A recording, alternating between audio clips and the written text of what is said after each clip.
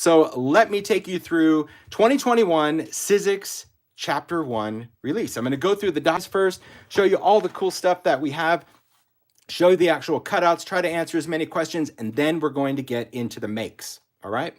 So first up, we're going to talk about alphabets, fonts. I love alphabet dies. I love fonts, but sometimes when it comes to alphabet dies, people really don't understand the difference between the ones I do for Sizzix and maybe other ones, all right? So I'll give you a little pointer, and I've done these for many years with Sizzix, but if a die is called alphanumeric, right? So it's going to be on the back, it's called alphanumeric. This one happens to be alphanumeric bold, all right? And not just the name, but if it has this little graphic there, and I'm referring to maybe you're in a store or maybe you're even shopping online and you see this little count, this count is letting you know that the alphabets in here have multiple of those letters. Now, not all alphanumerics do that. You'll see these ones right here. It doesn't have that little counter, which just means it's one of each, right? But sometimes on smaller fonts, you will see that it will say this little countdown, which means that there are, in fact, 4 A's in here, 4 B's, 4, so on. Or I'm sorry, 4 A's too. You follow the countdown. But the cool thing about this, of course, is that if you purchase this font, you have that many letters to create your own words on a project. Now, I'm going to also tell you on the phone, just for those that are watching like on TV, big screen, I like to film with my iPhone because my iPhone camera is very good at focusing on what's close and blurring out what's in the background, okay? So you'll see that if I bring everything back down to the table, everything goes back into focus. But if I bring something close, it softens it out. And that, of course, that's why I prefer to shoot with my iPhone, because you guys can focus on what I'm talking about. So here's the first alphabet. This is called bold. And you can see it has a really nice, clean, bold element to it. It is 5/8 inch in height, so it's just over a half an inch. But what I love about this is that it has a really nice positive and negative cutout for the bold, okay? And again, you can use this to spell out words. And a trick to use these alphanumeric dies, because they are all individual dies, is by using sticky grid from Sizzix, and that is kind of a low tack that you could put onto your cutting pad. It will allow you to place your dies on it face up, spell out your word, so everything is nice and clean and straight, and then cut through it. So that's the benefit of sticky grid, whether you're using a Big Shot or a Vagabond or a Sidekick. So to me, that's really, really nice for using these alphanumerics. So this is bold, nice little font. Then we have 2 other alphabets. These are both called stretch, and this is stretch upper and stretch lower. Now stretch, this is a 2.5 inch tall font, and because of its size, because it is a very tall font, there's only one each of these letters and these characters. Now in the lowercase, same thing, one each. This is a 2 inch, right? But of course, if you go up into like the ascenders of, say, the lowercase, that's going to get you up to that 2.5, right? So it lines up really nice. And this lowercase also has the numbers. So I'll bring these in just to kind of show you stretch. So there's stretch upper and lower. So you can see that if you use the upper and lower together, you have the exact same height if you're going to spell out your words. And what's nice about this font, I've always wanted some big letters, is of course, if you're going to put this on a card, the fact that it's tall and skinny, it will allow you to put words onto a card, right? So you can actually fit longer words and things like that onto a card. That's why I wanted to do it. However, the reason I launched these 2 different alphabets at the same time is because I really like the ability to use them together. I thought that the cleanliness, the kind of the crisp look of these fonts really played well together. Not that you have to use them together, but the fact that you can. So for example, on this birthday card, here I just cut a strip of paper, cut out happy, but I liked that it was like happy birthday, right? So I just kept the negative, stacked the positive, and then, even able to put birthday on there. It's really nice for a card or journal or whatever it is that you're doing. So I think that that's really nice. Pretty cool, right? So far, so good. And that's just the alphabets. So we've got bold, and then we have stretch in both upper and lower. And I'm going to be distracted, but I'm looking, and it does look a little like I see it as fuzzy on my iPad. What do you see? I don't see it. Oh, okay. Fuzzy at Sorry. all. That's all right. I see it clear in my phone, but there again, we're really trying to figure out this YouTube, and especially around the house, we're trying to figure out how much bandwidth we're drawing, and I might be taking a lot because I'm trying to read the chat in my iPad. But I think I've learned. Right. I paused the video on top. You see, it's stuck here, but the comments are still current. So Oh, okay. Pause the I'm going to pause my video. Oh, there you go. Okay, I just paused my video to hopefully, that should hopefully clear it out. Yeah, not take so much bandwidth from us. All right, so those are the, because I still want to do the chat. That's it. It's still fuzzy even on YouTube on my television. Fuzzy. It was clear before, but fuzzy now. A little fuzzy, but back now. So what Mario and I both did. Better. Yeah, so we both just paused our videos because I'm trying to engage on like my iPad, and Mario's on his phone. So we're just at home. Yeah, so I'm on my cell service now. Perfect. So you're the only one that's using bandwidth. Yeah. Okay. All right. Well, hopefully it's going to be clear. Oh, clear again? Clear now. Excellent. Thanks, Thanks, you guys. See, we're going to learn. We got this figured out. Okay. This next one, let me just preface this. As a designer, I am never afraid of trying something new. Even if people think it's a bad idea, I still feel that as any maker, you have to just trust your gut on this. And I'm not necessarily saying that Sizzix said this was a bad idea, okay? I'm just saying that when I wanted to do this, they're like, are you really sure? Because I think this might just be a little weird. But I think as makers, you're going to really appreciate the concept behind this, all right? So this is a die. One die, it's a thinlit, and this is called Perspective Butterfly.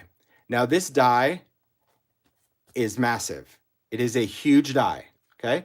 The beauty of this is by taking the thinlit technology and creating something, I can go absolutely bonkers with detail of a die cut. Now this die cut, this Perspective Butterfly, I'll show you, measures across from like tip to tip of the wing. It's just over 6 inches. It's about 6 1/4. Okay. From top to bottom, we've got about 5 1/4. Okay. So it's a big die. But the cool thing about Perspective Butterfly is it's going to allow you to do other things, especially if you're into mixed media. If you're into art journaling, now you've got a massive die to put on a journal page, right? Because let's face it, most die cuts are really designed for card makers or even scrapbookers. We try to keep things small for an embellishment. But as more and more people are embracing home decor and mixed media, you know, we've seen big jumbo flowers, but nothing really to go with it. And so this is just a concept. I said to Sizzix, like, can we do this? And they're like, well, you know, it still takes up the same amount of metal that like a small die set would be. In fact, it actually takes more because of its size. So the retail on this die, I think, is $24.99, which is about $5 more than a Biggs. But I'm like, but if I'm going to pay $20 for a steel rule die, $25 for one die that's has all the detail and scale to this, to me, I see the same value because of what I'm going to use. So we'll see. Time will tell if you guys like it. And if so, I'll continue to do more large dies. But let's talk about kind of the reasoning behind Perspective Butterfly. So as a card maker, whether you do A2, A6, maybe you do slimline, whatever, the reason I called it perspective is because you as the maker get to take that butterfly and determine its perspective. Meaning, if you wanted to put this on a card, like maybe you wanted it to come in on the side, you could cut that, and that could come in on the side of a colorful background, right? Or if you wanted to put it on an angle, you could trim off the excess, and you're just getting a different perspective of wherever that butterfly is, right? So it could come off in the corner, you can chop that, and you can put in, you know, something, happy birthday, whatever you were going to do, you as the maker really get to kind of go in and create that effect using this die. That to me is what I really like about the size of this die, all right? And you're gonna see in the makes how this is really put to use. So okay? It is like it's clear and then it's focused, it's clear and it's focused. Do you think maybe it has is there any kind of autofocus, like when you move from one item to the other? Is it changing? Oh boy, you really want me to? Well, no, I'd rather you not try it now, but I'm just wondering, since you're the only one on, I'm just wondering, is it your phone trying to focus on the movement? I mean, I'm not quite sure. Okay, well, like, we'll give it our best. I just know that like when I go here and I pause, and like now my phone is focused, but whatever's in the background will always be fuzzy because I'm filming from my phone, right? Okay, and then Kara just said, it's YouTube, it's buffering. She doesn't think it's me. Yeah. So I'll really try to kind of keep that in mind. Sorry, another technical thing. Can you try to adjust the iPad to where the display doesn't go to sleep? Because now that the video is paused, yeah, now that the video is paused, it's going there. Okay, thanks you guys. Hey, this is a learning curve. We're gonna figure this out. So I'm gonna keep blasting through the designs because I want to get into the makes more than anything. And I think when I stay down here, that's where it's not as clear as me bringing it up. Okay. But someone just said also that YouTube doesn't like white. You might have to have something dark in the background to keep focus. Oh, okay. Thanks Cool. for that tip. Thanks. All right, moving right along. So next we're going to talk about florals, right? And I always like to design things that I think you guys like to use. We pay really close attention to what types of dyes do well. And botanicals and florals are really cool. And there's actually some tools that are going to be coming out later this year that work with this new kind of concept of florals. So last Christmas we did a lot of brushstroke. We've done brushstroke pine, and we've done things that really have more of a realistic or organic look to them, not so cookie cutter. And I wanted to bring that out in springtime. So these are brushstroke flowers. You're going to see just on the back, it's brushstroke flower 1 and flower 2. Okay, but they're called brushstrokes. And you can see that the style of the flower is very fluid.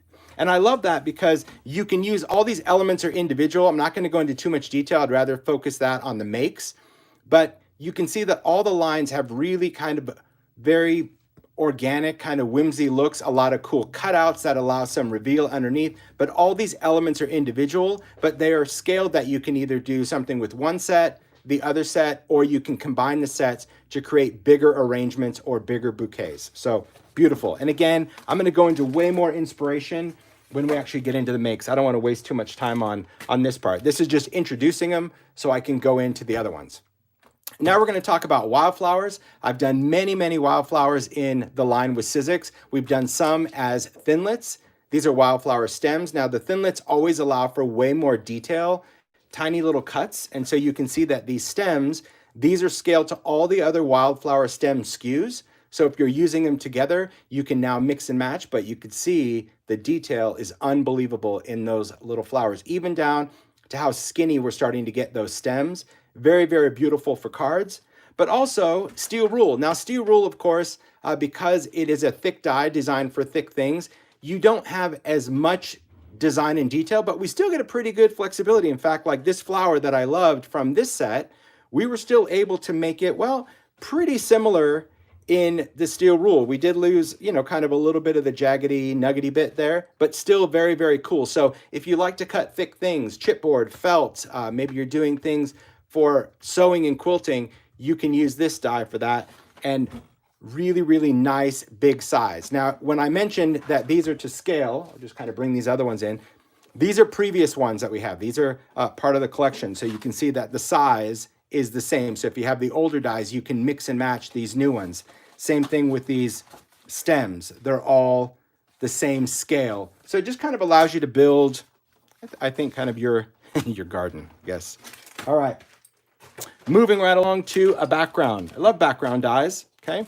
This one is called Flowery. Now, Flowery is a background die, but this particular one cuts out an edge. It cuts out a nice border, which is really good.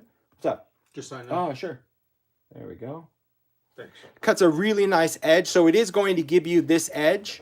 So you cut it out, it gives you a nice card front panel. You're going to see how the makers have used this not only on a background, but also cutting this apart to get some really cool texture for mixed media. It's a beautiful, beautiful die. I love that. And we've done other ones. I mean, I've done doodle art. I mean, you've seen a lot of different background dies, but wow, it's really cool. And the bonus, of course, of watching these lives, even if you're watching the replay, is when I get into the makes, because inspiration is everything. Seeing how a die is actually used, you might look at it and go, why would I ever want a background die? And then you see it and you're like, okay, I've got this. All right, next we're going to talk about Colorize. And I am happy to say, as we've gone through an entire year of Colorize, thank you guys. Thank you as the makers for getting Colorize. It wasn't complicated. Once you did it, I mean, I know when St. Nick first came out and everybody was the first time you had all these little pieces and it was like, what do I do with it? But throughout the course of last year, we were able to figure out easier ways to streamline. But you guys as makers really understand Colorize, understand the concept that the dies have color names on there to allow you to build it exactly like the packaging. But more importantly, you also know as makers that you don't have to follow what's here. You just get the idea of how to build those with different layers of color. So of course we added a lot more Colorize this year. These in chapter 1, this is a whole different type of flower. This is, I think this is called Bloom. Yes, it is. Bloom Colorize. And you can see it's 4 different elements that are, again, are all designed in the Colorize style. So you're gonna have like pink 1, pink 2, pink 3, but of course that could be any color. But I love how you're able to put together that little tea rose. There's some little rose buds there. There's some leaves. There's almost kind of like a little eucalyptus. And you'll see again from the makes, you don't have to use these elements together to create this every time, right? You can just build flowers. You can just do these leaves. Because on the Colorize, it's going to say, you know, that particular like rose, you can pick out the dyes just for that, because all of the info, of course, is etched on the back of each dye. You can also go on Sizzix YouTube channel. They have a video visual on how these get assembled. Really, really easy to do. So that's Colorize Bloom. This next one, for those that know about myself and Mario and our love for coffee, I'm so happy to have a Colorize this. But of course, this one, this cafe, is coffee and tea. So 2 different Colorize. So of course, when you're building it, you can either just do the coffee cup or you can just do the teacup. I did these in brown, but of course you can do it in any colors you want. You can choose to have the little steam or not have the little steam, but you'll also see from the makes that this makes really great vessel for adding flowers or whatnot. But look at all the depth and dimension that Colorize provides with just something flat. That's what's great about Colorize. It really allows you to change the shade or the tone of that color to really create depth and dimension when it's still just a flat design. So I love cafe. Where do you see the makes? So cute. All right. Speaking of cute, listen, if there was sound division, I would just hear a big aw, right? Because that's all we can do, right? This is Oliver. Oliver is just, well, he's cute. He's just a funny bunny. He's kind of what I look like eating so much Easter candy. That's really kind of his look. He's a little off, and I like that because I'm a little off. Now, Oliver is just the rabbit himself, and he also has this little piece. This piece at the bottom, you can choose to use or not, right? It is part of Colorize, but it is not connected. So if you don't want him sitting on this little patch of grass, you don't have to. You can use him however you wish. But I love his look, his quirkiness, his personality. I think he's just a lot of fun. So that is him. That is Oliver Colorize. Really simple to do as well. And you can cut him, of course, out of felt, which you'll see some of the makes and how people have used some different elements to it. Another Colorize, this is Harrison. So of course, if you've been building your Colorize collection with Gertrude and Winifred and Clarence, where we have the elephant and giraffe and zebra, now we have a lion. And Harrison, I just like it. I like his big mane. It's very cool. I know a lot of Leos out there really liked this guy this year. But there again, for Colorize, I love the ability to just create so much dimension and depth just by changing color. And these are inspired by illustrations that I license that are really more cartoon, and we take that and we try to figure out how to take that cartoon drawing and put it into paper craft die. So a shout out to Lisa at Sizzix for really, really figuring this out, because I'm not good at understanding how it would look. I just know that I want it to look. So it's cute. So someone asked, what kind of paper are you using on these? So when it comes to cardstock, I like to work with, well, several cardstocks. I like to work with Ideology. I like to work with craft stock because I like the colors. But actually, the middle of this year, I discovered that Sizzix has an entire cardstock line. I had no idea. Sorry, Sizzix, but I didn't know. But they have packs of so many different color cardstock that it allows me to have, 5 different shades of yellow to choose. I mean, I used to go to the craft store and try to buy the individual sheets, but really, if you go to Sizzix.com, you're going to be amazed. They have metallics and opalescence and all sorts of different, they have packs of felt and craft foam. They have so many different surfaces. I had no idea. So that's really what I use for all of these is really the Sizzix cardstock and a couple of the Ideology craft stock in some of the colors that I wanted to throw in. So great. Yeah, I see Susan said Sizzix cardstock is lovely. It really is. I couldn't believe how many colors and cool colors, like quirky colors that you didn't have. All right. So this next one, this is not a Colorize. We're getting into funky, but this was designed for Colorize. And the reason it's not part of the Colorize line as well, there's really no, there's no construction you have to deal with. You've got a stem or a trunk and you've got a couple of things, but these are just called funky trees. And I did funky trees because many of you that have the Colorize animals asked for landscape, you know, where you're like, hey, if I want to put, you know, the lion or the giraffe or the zebra in something, I would really like some sort of landscape behind it that goes with the style of this art. And that's what we have here. So these funky trees, you'll see that there's some cool funky pine trees and just some bigger trees. Maybe these just look like large mushrooms to some people. Who knows? That's why they were part of the funky collection. But you'll see from the makes that these are scaled to really work with the Colorize animals, whether you had, even if you have Theodore, the bear, he's perfect for that because it can look like he's in a forest, but really, really cute. I like that a lot. Yeah, someone said it's a cross between kind of a Disney Dr. Seuss. It does have definitely a whimsical vibe, but if you want to talk whimsical, well, where do you see this next funky skew? Okay, these are funky toadstools. I know I love mushrooms, and I know a lot of makers are working with different types of mushrooms. And so when I saw this art, I knew it would be perfect for toadstools. Now, you're going to see in one of the makes that Tammy B, I believe it was, didn't even use them as toadstools. She used them as trees. So you're going to see that as funky as the funky trees can look like mushrooms, the funky toadstools can also look like little funky trees, I guess. So you'll get it. But I do like that. I wanted to make some funky colors for the packaging, and you'll see that there's 4 different styles, but they're easy to make because when it comes to how we do the dies for funky, we try to put like all the layers on a die, allowing you to try to really build it as easy as possible. So they're cool. I do like them. I like the funk as well. Now, another funky that a lot of people asked about, and I don't know if this had to do with speckled egg distress last year or what, but people asked for something that was a little bit more nature driven, not so much floral, because let's face it, I've done a lot of funky florals, we've done funky festive, we've done funky foliage. There's a lot to this set, and if you buy any of the funky SKUs, and it's going to say funky, okay, that just means that it has that kind of cool whimsy vibe, funky vibe, I guess, but it's also to scale. So if you have any of the funkies, you can use flowers with foliage, with festive, or of course this new one that is funky nature. And the great thing about nature, I'll bring this one up because these are the actual cuts. You get a better idea of scale. We've got a cool feather, and the funky always has like a layer. That's what makes it funky. So like the speckled egg here, it's just two cut pieces.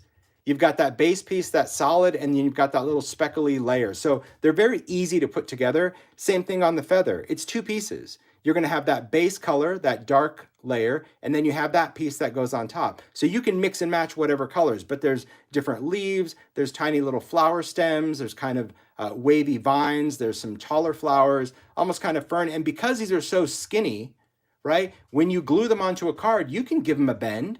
It may not be part of that design, but trust me, the center of this is so small that you can bend it and curve it when you glue it onto your card, and you're still going to get a great shape. So I do love this SKU. It definitely adds much more of a natural element to the other funky SKUs, especially if you're mixing. And you're gonna see, again, from the makers, they knocked it out of the park. Okay, so this one, I'll be honest, I wasn't super thrilled about this. It was cute, so that's why I did it, right? But I was like, oh, it's a cute one. But wait till you see what the makers did, because honestly, the makers made me fall in love with this design. I mean, I know I licensed this design, but I liked it. But I'm like, it's a little on the cutesy side, but it was still really fun. Well, cutesy can also have so many different personalities. So this little guy, I'll just kind of explain. The carrot bunny, let me see if I can show you in there. It's going to have different carrot dies, but one bunny die, right? So you're only going to get this one guy, but you get different carrots. And the reason we wanted to do different size carrots is because you can either just have him hanging over one, or if you have the longer carrot, you can put 2 bunnies, or it fits up to 3 bunnies. And the way this whole thing works is you see that he's pretty simple. He's pretty basic. He's got one little cut piece, and then you can add the detail with the cut layers. There's a die in there for the black and for the pink, but his arms actually just have a cutout in the die itself, right? So it just kind of creates these little, I guess these little tabs, if you will, and he can hold on to anything. It doesn't have to be a carrot. You can have him hanging over the side of a card. You can really have him do anything, but he's just a very, very cute little carrot bunny. But wait till you see what the makers did. So if you're going to do more, you just have to cut several bunnies, and well, they can just hang along that that carrot if you want. But again, you're going to see makers use the carrot without the bunny. It's always about the makers, man. The makers just, poof, crazy. So crazy. I love to see it. All right. So another thing for Easter, another bunny, is this guy, Mr. Rabbit. I want to address something real quick just because I saw this last time and we got an email, I think it was maybe yesterday. If you ever buy steel rule dies, sometimes you have this piece of paper in there. That's just when the factory is cutting to make sure that this cuts through. So you can do whatever you want with it. You can use it, you can throw it away. Sometimes you get it, sometimes you don't get it. But just because somebody asked, I thought, oh, maybe I'll address it in the next slide. So there you go. But the cool thing about Mr. Rabbit as a steel rule die, as you can see, you can cut him out of chipboard. You can cut him out of wool felt. You're going to see a cute pillow that Audrey made. But I like his whimsical, I guess, rabbit style. He looks more like a hare than like a whimsy bunny that I've done before. And I just really liked it. I really like it. I think he's going to be a cool chocolate rabbit as well. All right. Next, we're going to go into something that is very cute. So at Christmas, I did a die set. I think it was called Christmas Time. And it was just, I think that's what it's called. I don't know the name of it. I don't remember too many names. But it was just a couple that was kind of walking through. And many of you put it with the lamppost. You did a city background. And I really like the idea of just simple silhouettes. So I went on looking for art to license for the silhouette, and I came across this, and it definitely has a very Poppins vibe to it. However, it's also just kind of very Victorian as far as the gentleman with the top hat and his little tucks and shoes, but definitely her with her, I don't know, like kind of tipped hat. And so you get it. It definitely has a Poppins vibe, but this is called The Park. And it was really just a silhouette couple that I wanted to add elements as if they were in the park. There is a butterfly net with some little butterflies. There's a kite with some little detail there. There's, of course, an umbrella. Well, we need to use that. Or a closed umbrella, or a pinwheel. And all of these elements can be interchanged with these characters as they go through, right? So the umbrella can like hook over his arm here or hook under her arm. They could hold the pinwheel. The string is just actually a piece of string that I just glued on there. But it's just very, very cute. Yeah, it is definitely, I see that. It definitely has a Mary Poppins vibe. I see that. But very cute. And I like the fact that you'll see from the makes that people use these in many different ways. Some definitely channeled that look, and others just use the characters for how they were designed, which was just kind of a cool Victorian vibe. But can't wait to share the makes on those. This next one, I get asked a lot about creating things for, we get asked all the time, can you create something for this or create something for this or this style? We did a line of dinosaurs probably maybe 2 years ago called Prehistoric that a lot of people use for little boys or kids. And people ask all the time, can you do cars and buses and trains? And that's really not my thing for the line. But when I see art that inspires me, I'm going for it. And so this is called Wacky Transport. And I just loved the art. It was so wacky and so quirky. And I'm like, this is such a cute, cute die. Now, Wacky Transport, very simple. You can see from the die itself, it's just a simple cut. The only additional cuts are the tires or wheels. So for example, on the bus, the doors are connected. So when you cut this out, you're going to get this whole shape. And all you have to do is cut out these tires and put it on. The sub, all one cut, right? This camper, all one cut except for the tire. Even though it has these little details that you can open and close, it's really, really cute. Or the car, you can see again, the door is attached. So they're really simple to use, very cute. Someone said, looks like the Harry Potter bus. Oh, totally. Especially because it's kind of angled. It's just a really cute set. But man, when you see the makes, that's what blew it out for me. Because I saw it as like whimsy and wacky. But man, the makers took it, well, as they always do. They took it in whole new directions. Then we have another background. This is just called Bubbles. This was inspired by one of the Stampers Anonymous stencils I did, but so many people really loved the texture of it.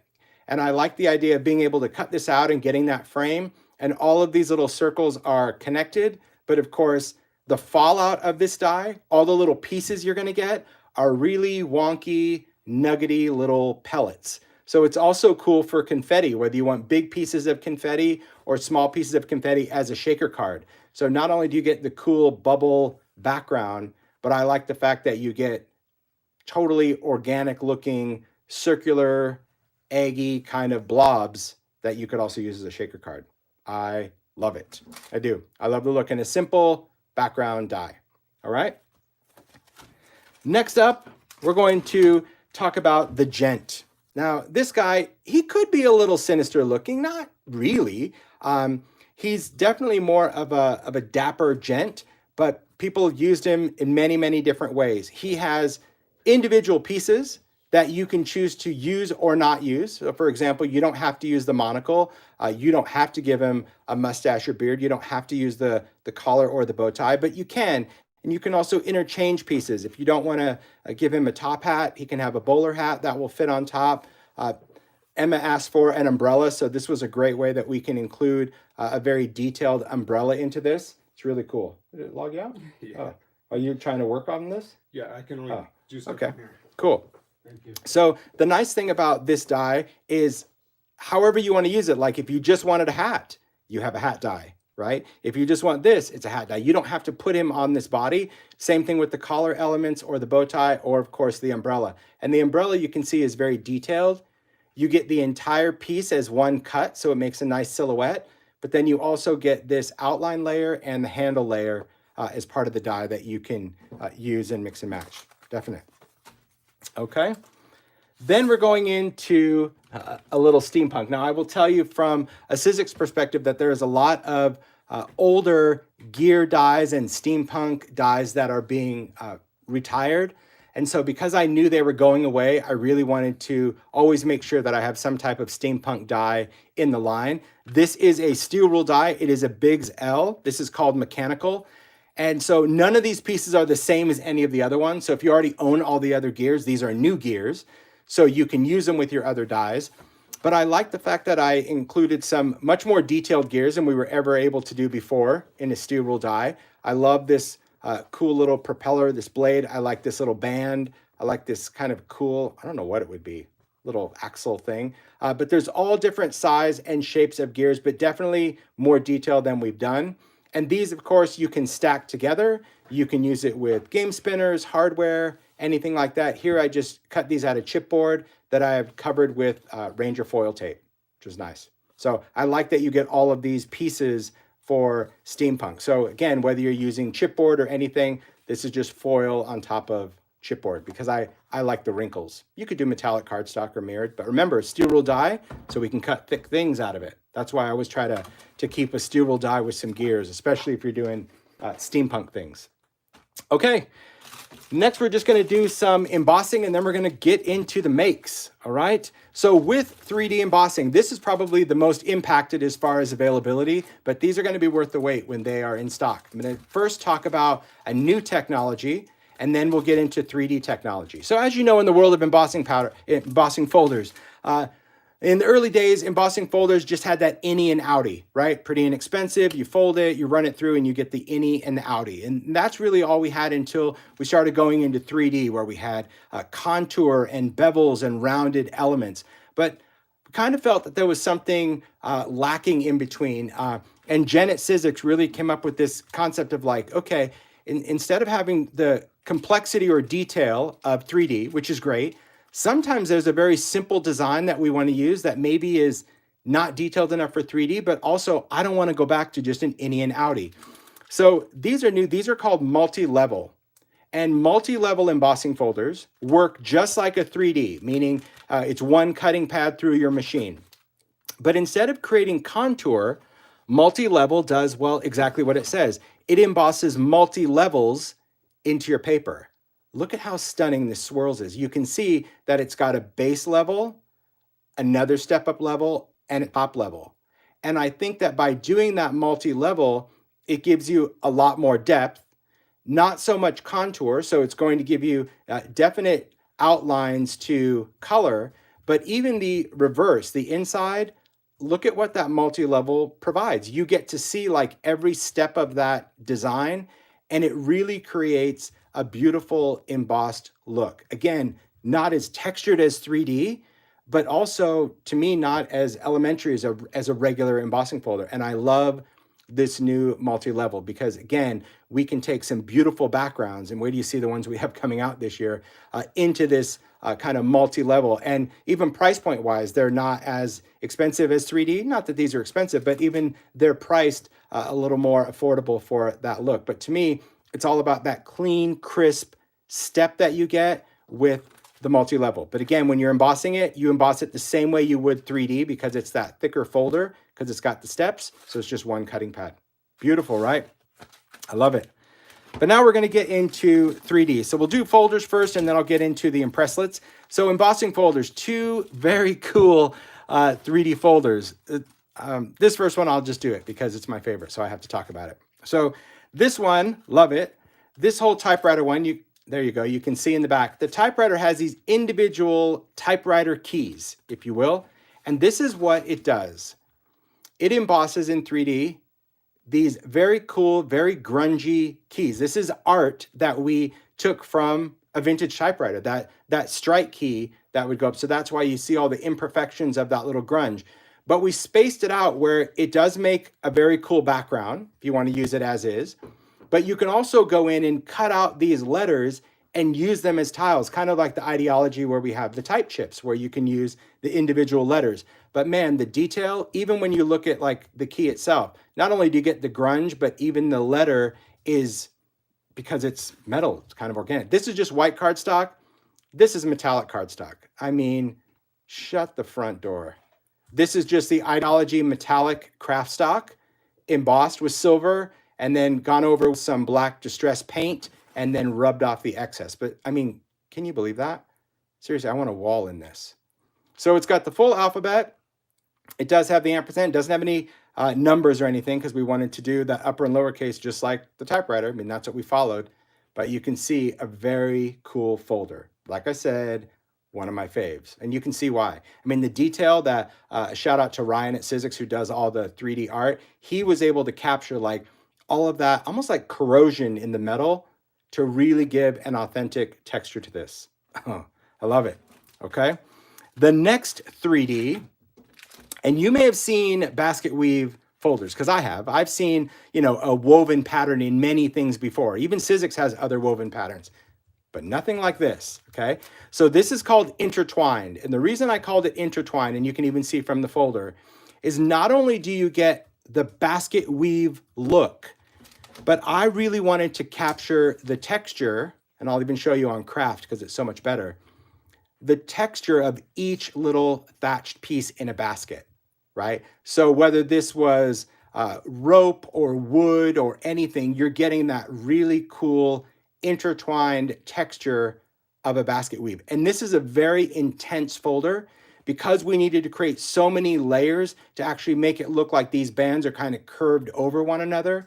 It's really important that when you're working with it, you spray your paper. You need to mist it with water to soften those fibers because you will get some of these areas, and you can see here that the folder wants to kind of poke through. So if you have an issue with your 3D embossing folders kind of chewing through your paper, work with either thicker cardstock or emboss two pieces at the same time, and that will reduce the pressure that both of these get, okay?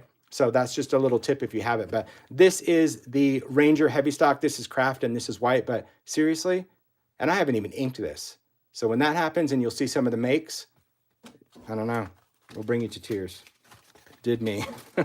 It's so good. Okay, next we're going to talk about impresslets. Impresslets, once you get into it, I'm telling you, it's one of my favorite tools from a paper crafter because it just allows me to create paper elements, paper charms that I can quickly use, and I don't have to worry about embossing something and fussy cutting because an impresslet, that's what it's called right here, is going to emboss and die cut in the same pass, all right?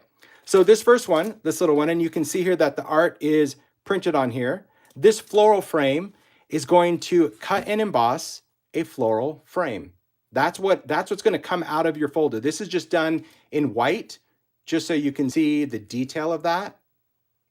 But look at it when you just do metallic paper. You have all the beautiful detail of the flowers. You can see the little texture kind of in the ruffle. And it is nice that you're able to cut out a frame, whether you're going to cut this out and maybe put flowers in here coming out of a card or a photograph. Remember, frames don't always have to frame a photograph. This could be on the front of a card or inside a vignette, and you can have dimensional flowers coming out of this, right? Anything that you wanted to use. I just think that the frame is very beautiful, very delicate, and very charming. So this next one, when I was designing it, I didn't know we only had the ability, the capacity to release 2 impresslets for chapter 1. And I really wasn't sure if I wanted to do something specific for Valentine's Day or for St. Patrick's Day. And I really couldn't decide. And I'm like, you know what? I'm going to just put both together. And this is just called Lucky in Love, because I think that a clover is not just for St. Patrick's Day. I think that we all need to create our own luck. I think that sometimes we just want to send a card that says good luck or whatever it is. So I think both of these elements work great together. It's also an impresslet, but wait till you see what it does. So the heart in this, look at that. It's a puffy heart. It is a rounded dimensional heart that has this beautiful little floral frame around the outside. There's the back of it. So you could also use the back of it if you wanted something kind of debossed. But I love the heart. Really important, again, because we're embossing and we're trying to make paper become rounded, that you need to mist your paper to soften the fibers. Otherwise, if you just do dry paper, sometimes you'll get like a little wrinkle or a crease that goes across that heart. So play around with different papers. I always love working with Ideology Craft, because it's made from recycled fibers, I always find it has a little bit more flexibility than a regular white cardstock for smaller elements. That's just me. And take a look at this clover. Look at the detail in each one of those little leaves. I think it's so great. This is just done out of the green metallic, and then there is the silver. Where do you see the makes used with these? Because you might even think, I don't really know if I'm going to get it. So cool. I love it. All right. Yes, you missed before you cut it. Amy said you missed before you cut it. So before you put your paper in, you just missed both sides. One time is fine, just with a spray bottle.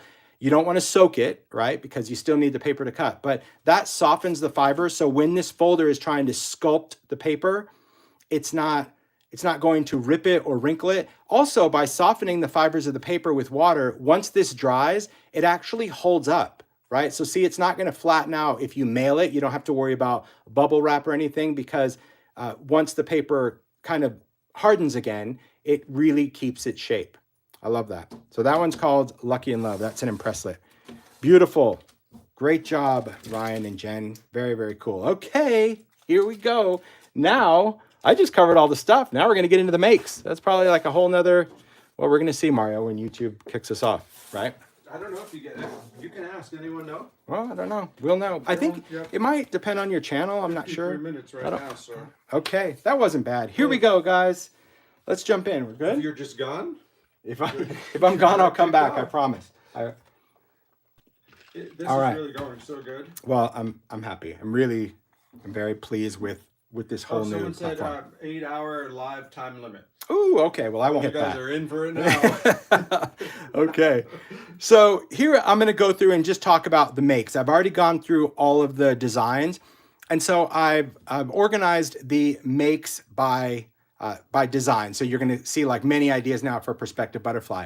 A shout out to all of the makers. There were so many makers that contributed to this. I will be doing a follow-up blog post like I always do for my lives. It probably won't be up until I'm going to say sometime tomorrow or Monday, because I have so much to photograph. I have to still photograph everything, and I will link all of the makers by project on there, so you'll be able to follow them, because I know many of them have tutorials for what they've created. So thank you to all the makers that really contributed. And again, their information will be on the blog. So I encourage you to follow them, go to the makers page on timholtz.com and check them out. All right.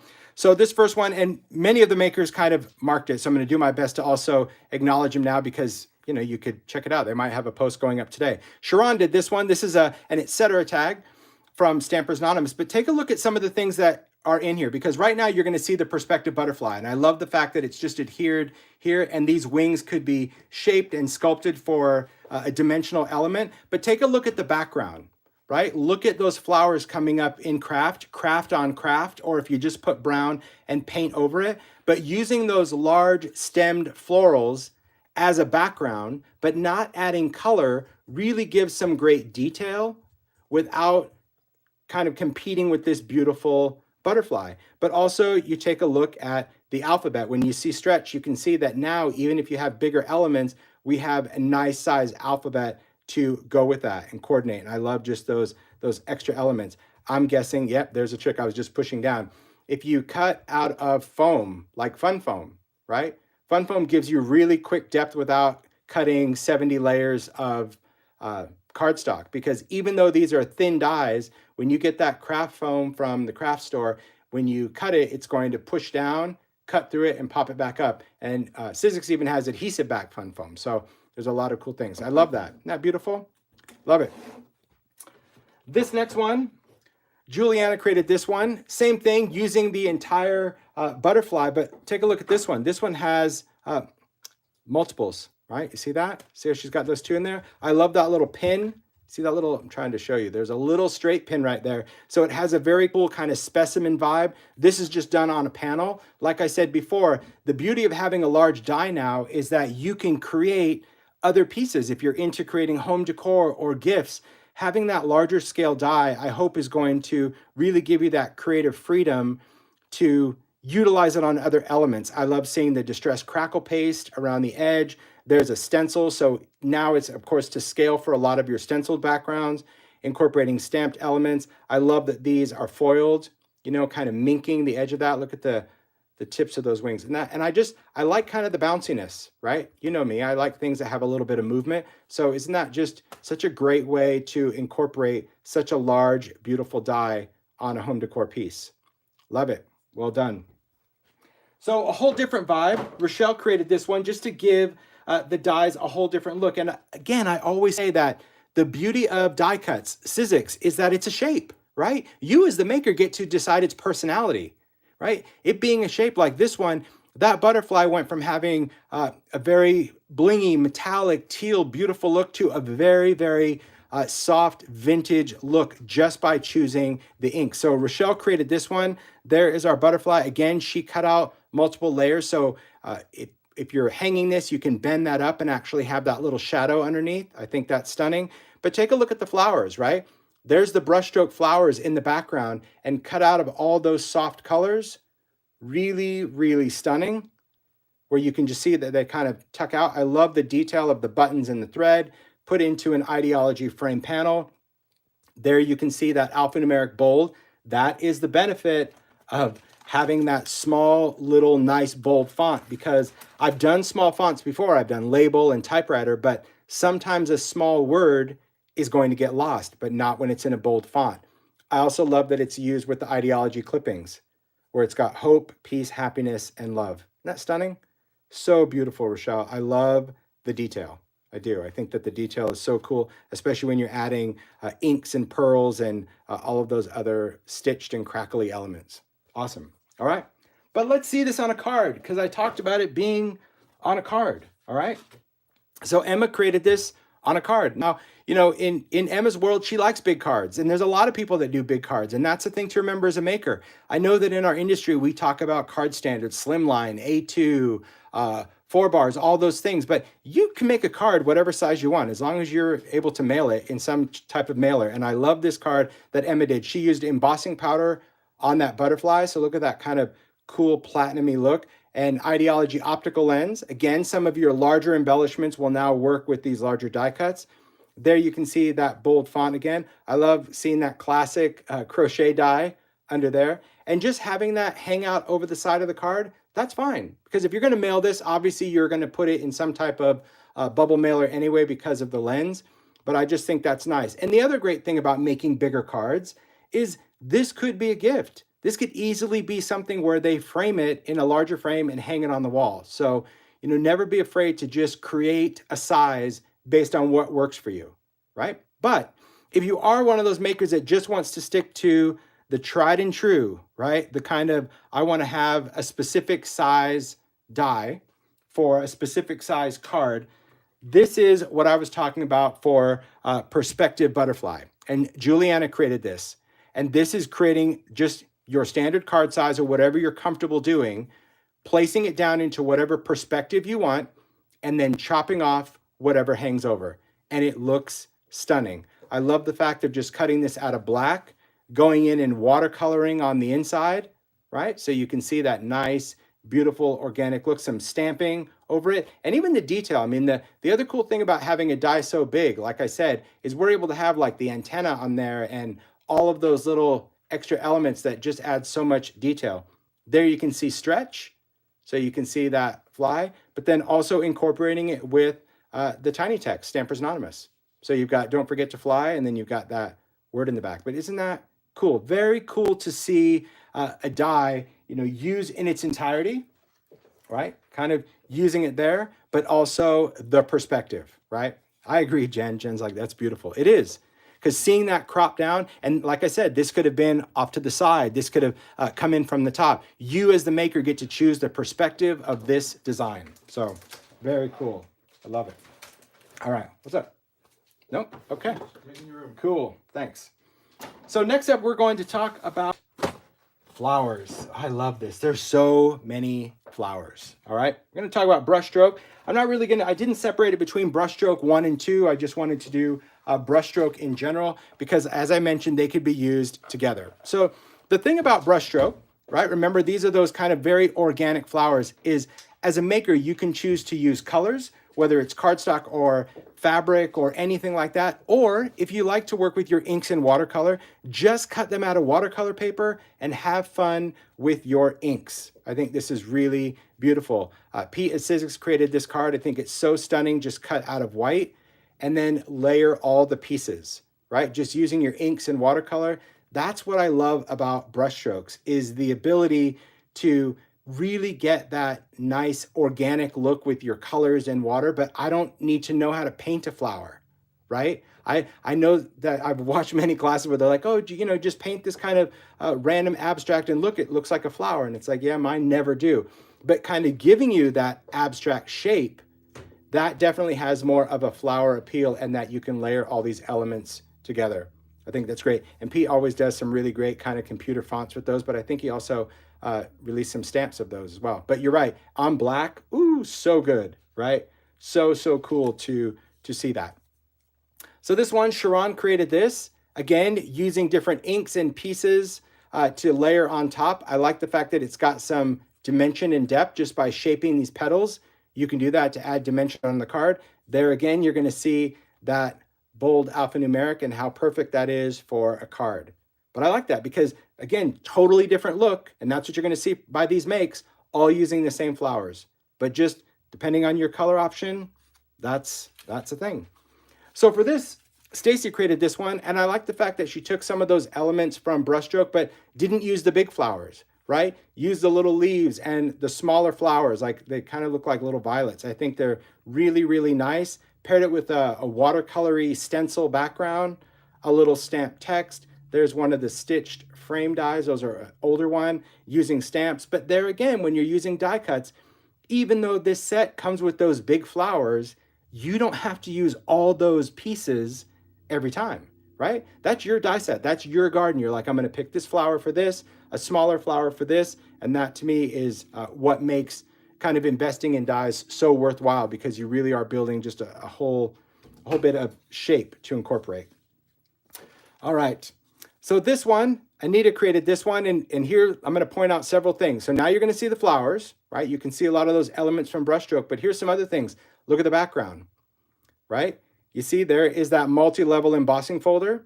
That's another nice thing about that folder, is it still is going to give you those multi-layers, but not so much texture that you can't build on top of it. You can see that it's got that nice stretch, and that's actually cut out. There we go. It's cut out of the background. So she used the negative and just put that piece back in. But then there is our colorized teacup as well. So see, incorporating the teacup with the flowers on the embossed background with the font. That is what you always have to remember, is by incorporating pieces, although you may want to do that whole cafe look, I told you that those are also a very charming vessel that you might want to work with. And there you go. You can see the bottom is crochet. Isn't that a beautiful card? I love that. So cool. Here's another one Anita did, taking those flowers and just kind of using the cup now. The cup, like almost like a water cup, if you will, just to add those flowers. I thought what was really unique about this is adding those solid colors, but then going in and kind of doing a wash outside the lines. Can you see that? So there's your die cut shape. And then I love how I needed just kind of the color outside the line. So it's almost like a dimensional watercolor, right? Instead of just the pieces having that defined shape, just giving it a little bit more fluid movement, I thought was really, really cool. And again, this is on an etc. tag. So many opportunities for how you want to, I don't know, incorporate. So Kath created this one. I love this. There again, we can see there is that intertwined background. So look at how stunning that background is on a card, but also using the flowers in more of a collage style, meaning whether you're doing this out of pattern paper or whether you're using stamps through it, you can still create a very botanical element without having to stick to pinks and reds and purples. So if you're into something more vintage, cut up those dictionaries or use your stamps on top of it, and you're still able to create a very beautiful card. I love that. And I love the texture on that. So cool, that intertwined. Isn't that stunning? Love that, Kath. Really, really pretty. But so many different things. I mean, that's what I'm saying. So many styles. Juliana created this one. Again, sticking to just bold colors, adding that die cut on there and just layering those. But I'm going to show you this side by side because this is one color. Kath created this one, totally different colors of the same flowers, and you would think that it's completely different, right? I look at this and I'm like, oh, that's springtime. I look at this and it has a completely different vintage vibe. And I thought this was just really neat to showcase the difference. And you'll see the last make that I'm going to share with you on this one, how completely different these flowers can take on depending on not only the color, but also the material that's involved in it. So this one you can see Juliana cut this out of color cardstock, just doing some little inking over there, just starting with white cardstock and adding some color to it. This there, Kath did some texture in here with a little stamping, little solid cardstock, also created some elements. But this make each day count, she incorporated some stickers, did kind of a New Year's calendar thing. And the bottom here I thought was so cute. There's a little calendar on there, little travel calendar that you can hang up. And I thought that's just a really clever use for the etc. tag, honestly, by just attaching one of those little calendars to hang in your space. So very cool to see how these are. Very, very clever. And then Jan created this. So this involves way more skill or talent than I could ever do. However, I love to share with you the detail that these dies will still cut on felt, because this is all done out of different colors and layers of felt using that same die. Yes, you can cut thin felt with the thin dies, but look at how beautiful. She put this in an embroidery hoop. There's some crackle on there, so I love how vintage that is. Some little sewing that stitched through this fabric, but all of these florals are all layered together under different colors of felt. Wow. Wow, wow, wow. That's just unbelievable to me, just to see that. Isn't that great? Stunning. And again, this is combining both of the brush strokes. So you could use one, you can use both, but I love seeing those kind of together. Right? Isn't that cool? Stunning. Okay. So many ideas. All right. You doing good, Mario? Doing great. Excellent. Moving right along. We're going to keep going with flowers. I'm just going to keep sharing as much inspiration as I can. This next one was just sharing ideas of how to incorporate those big flowers. You saw how Sharon used them in the background. This is a box that Pete created from Sizzix. A very clever way to just use a Big's die, glue it onto just a paper mache box, do some paint treatment, and it really looks like the box itself is embossed, but it's just using a silhouette design on top of it. I thought that was just really, really clever, really simple, and that's what it's all about, right? Just ideas. Paula created this card, very cute, just having your kind of rainbow colors, a great birthday card, just using that flower as a focal point. Also, I love seeing those stretch numbers for a birthday card. So 14, make a wish, put it on some wood grain cardstock. But there again, even if you're doing die cut, not everything you do has to have, 30 different die cut elements. You can just choose one, give it a great quirky look on pattern paper. I love the little polka dots. I love seeing those color cardstock in the background. So much sewing. Again, very straight, clean sewing, Paula. And then again, you see that number. Great, right? I love it. Then you're going to see this card series. Rochelle did these cards, and I thought it was really cool to see the same idea, so to speak, but completely different looks as far as I'm concerned. So you've got that die that has those large stems, and those large bold stems in the studal die, of course, allows you to cut thicker things. So here we've got that thick paper cut out. She's colored this. Rochelle, I just love this. I love the layers. She cut another top of that and then glued it on top so you have just more dimension. Very soft embossing and inking in the background, and that bold font cut out in the negative. So there you can see that that's cut through the background, and that's what I love about that font. It's a great positive and negative for that. Taking the same kind of idea, but just changing it up. So now you've got that stem, but here's some small little hex from the stacked tiles, because we have the hexagons where you could cut 5 of these little guys at a time. Layer them, because these are all dimensional. They have a little foam under there.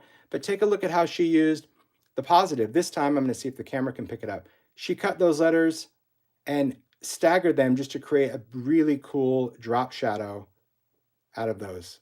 I love that. So there you go. Negative, positive of those words, but same thing with the stem. And then this one, of course, there's that background. That beautiful, wonderful typewriter background that you can see that Rochelle used, and then added one of those flowers on there. And there you can see that strip with the negative piece in there. And that's just a separate piece. So there again, unlike cutting through your background on this one, that's cutting through a separate strip. So there you go. Is when you're sitting there and you're like, gosh, I don't even know what to do. Well, cut out your shapes first, right? That's going to give you that inspiration to say, okay, I'm going to do these slimline cards. And okay, maybe you do them all the same, where you're stamping and inking and cut it out. But you can also just say, well, but I want to use this on this or this on this. I love that. I do. I think it's just a really good, I don't know, kind of a confirmation that you can take a shape and give it totally different looks without too much, I don't know, too much time. That's the thing. Too much time overthinking. That would be, I think that's many of us. All right. These next ones, I'm just going to share some other different flowers. Some of these, of course, are the wildflower stems, and some are the background. So I'll start with just the new stems. This one Juliana created. I thought this was really interesting, the fact of creating steampunk with flowers. It's something that I don't see, but when I looked at it, I'm like, that's really cool, because maybe you like the prettiness of a steampunk industrial look. So there is an etc. tag. She's got the gears from mechanical, and then she's got some flowers, just kind of the pretty kind of going through the grunge. But I love the detail and all the colors on there. This card, Juliana also created, but you can see there's those little flowers right there put in. But there you can see that embossing folder again, that multi-level, and how that was used. And there's some distress embossing glaze on there. Can you see the little shine? The other nice thing about having a multi-level embossing folder is that you can go in and ink over the top of it, just to hit the highest point of that multi-level and then add the texture. So I think that that's a really great background using that folder, because you're just hitting the highest point of that multi-level and adding that distress embossing glaze. But I like seeing those flowers with some of the older flowers, and there again, you can see that stretch alphabet and some ribbon. Really good. But when it comes to working with your die cuts, you can use many, or you can keep it as simple. Stacy created this one just using a couple of those stems, put it on a very soft, beautiful background that's kind of inky, had that little strip over the top of it. Simple card, but beautiful. So there again, in a die set, you don't have to use all of it, right? You don't have to use all the pieces. So I like those stems. I think it's really great to have some ideas of what to do with stems. Now, I mentioned that background, right? That flowery background die. And these 3 makes, I'm going to hold each one up. So different. The overall visual of each one is just, it's just so different. So Paula created this card. There is that flowery background, right? That's cut out. But you can see that she put this, and this has some beautiful embossing powder over it, so it has a nice metallic luster. But she also put it over metallic cardstock. Those are just strips of cardstock. But isn't that a beautiful card? I love the strip of vellum that goes over there that's just been cut. It's got a little deckled edge. There is that stretch alphabet that's cut out twice. But isn't that a great card? Great use for a background. So if you're kind of sitting there going, what do I do with a background? You can use your embossing powders on it, or just put it over some different cardstocks, right? Sharon created this one. So there you go. I think it's always such a bold move to have color over a black background. So stunning. So there again, you have that black card base, but just cut this out and do all of your inks, whether you want to have, this has a beautiful like pearl luster over the top of it. But isn't that just a stunning card front? So cool to take a background and give it its own kind of personality by adding different colors to different areas. Beautiful. Love it. Then Paula created this one as well. So one of the things I was talking about when it comes to a background is that you can cut that background and you can take parts and pieces and create a collage, because obviously the background is not as big as this entire tag, but when you look at it, it looks as if it's all the same thing, because when you start cutting it apart, you can push things together and add elements so it looks like an all over pattern. But I'll show you, there is that background used on an etc. tag just as a collage layer. And now you can see that frame. There's that impresslet frame. There's a flower. There's that stem again, that steel wool die stem, using a little photo there, a little stamped and embossed on vellum, and just that little detail with a little bling and some string. But how beautiful is that for mixed media, and then adding an ideology clip to the top? So see, there you go. You're taking a background die, and maybe you're not into making cards, right? And you're like, how would I ever use this? I like to do mixed media, or I like to do collage, or I like to layer. Well, there you go. That's the example right there, is think of dies as a tool, a shape, a texture, anything that we can create. So really nice. So many different looks for that, right? Let me know if you want me to fill in for a while, if you need a drink or something. Oh, no, thanks. I'm doing so much stuff. I know. Gosh, we're not even halfway. So we're going to just keep going, keep rocking. Okay, next we're going to jump into Colorize. And like I was telling you at the beginning, what I love about the Colorize Makes is seeing that although we call out the colors in Colorize, you'll see that the makers were like, yeah, I get it, Tim, but I'm going to do my own colors. And that's really what it's all about. I love this idea. Pete created this little framed, I think, oh no, Josh did this one. I had to look at the back because Josh and Pete from Sizzix in the UK, shout out to you guys for sending stuff in, sent us some samples for live. So thanks, guys. So Josh created this. There you can see the Colorize, but I like the fact that it's in a little frame stand. There you go. Even if you're doing card fronts, you can often find little display stands, frames, easels, everything to give as a gift or sit on your desk or your table. But you can see the Colorize and just how nice it is to add those layers and colors with simplicity, and then just adding some other elements to it. Really cute. And I like seeing both of those flowers stacked there. This next one, I thought this was really, I guess I've never, every time I see like wood slices, I don't know why I think Christmas, but this was really very beautiful. Tammy B created this one, taking one of those wood slices that you'd see at the craft store, giving it a nice whitewash. But look at this. Be still my soul. Isn't that charming? There's the Colorize, right? And I just love the soft colors out of watercolor paper.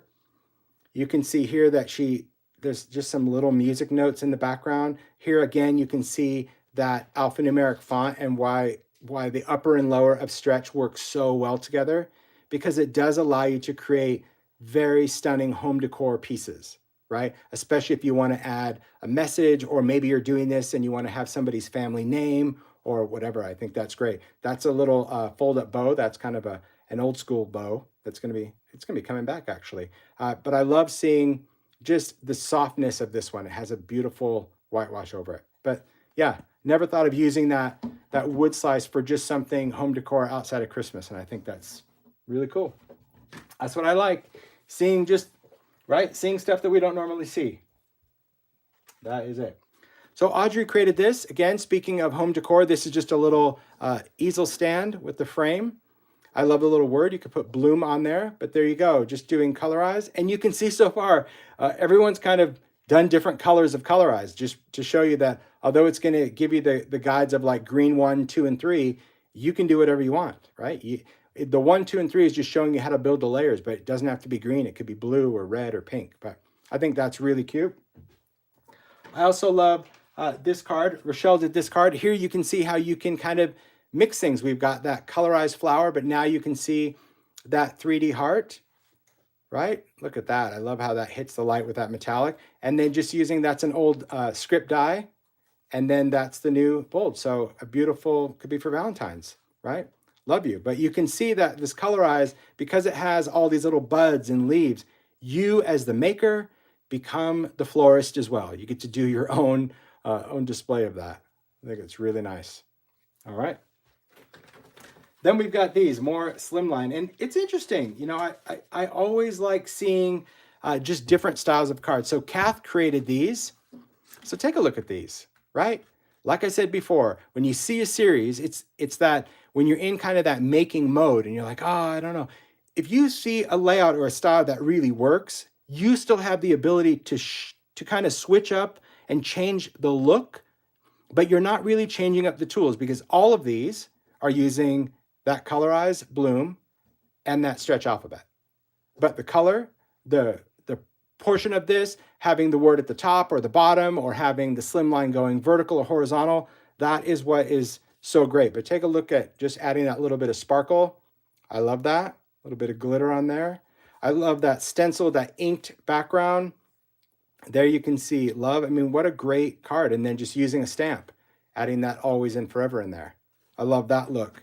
And then we've got a birthday, just using happy. And again, incorporating the dies with the stamp that you might have. Perfect. Little splatter. I love the layers and colors. And that's a nice thing about Colorize, right? It gives you that look of so many different layer depth of a die cut, but it's so easy to do because the dies just pretty much, it's almost like a paint by number. It's like 1, 2, 3. This pink one, I love just seeing that word cut out of that card. And then there you go, there's that flower. And instead of using the other leaves, Kath just kind of stuck to those little eucalyptus cuts, right? So now you've got Hello Friend. Very clever, right?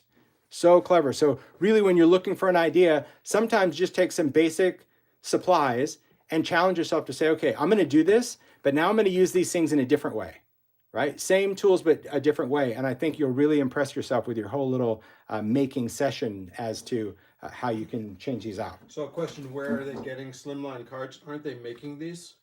Yes. They're not bought. This, you're just cut the size you want to Right. make. Piece of paper, yeah. Okay. Fold it.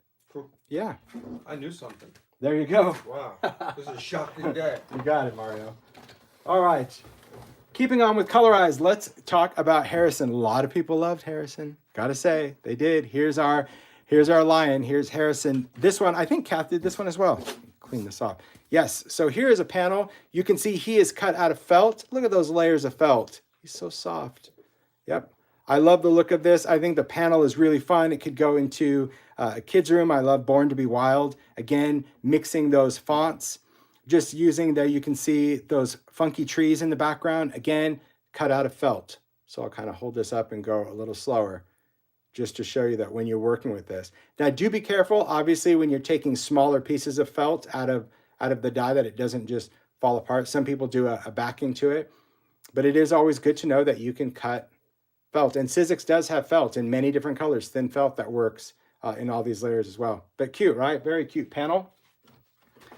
This guy, we've got some really cute cards as well. I think that it's, yeah. Pete created this one, this guy. We've got Harrison on there, just over an ink background. Just seeing those colors of cardstock, that to me is what is great about Colorize. He's a cool lion. He's not too cutesy, but he's not too angry. I think that's what I like about it. And I love the look of it. I really love just kind of how skinny his tail is. Because it's so skinny, you know, you can bend it to go around different things. So Born to be Wild. It's funny because you're going to see from these cards, every maker kind of had something a little different. Kath and Pete both did Born to be Wild, but Audrey created this one. It's funny, right? No lion. I think that's funny to me. There again, you can see Harrison in there with the funky trees. There's a sun that was from Circle Play. So mixing your old and new, there you can see that was that mixed media, all those great little cutouts. I love that. Really cute card.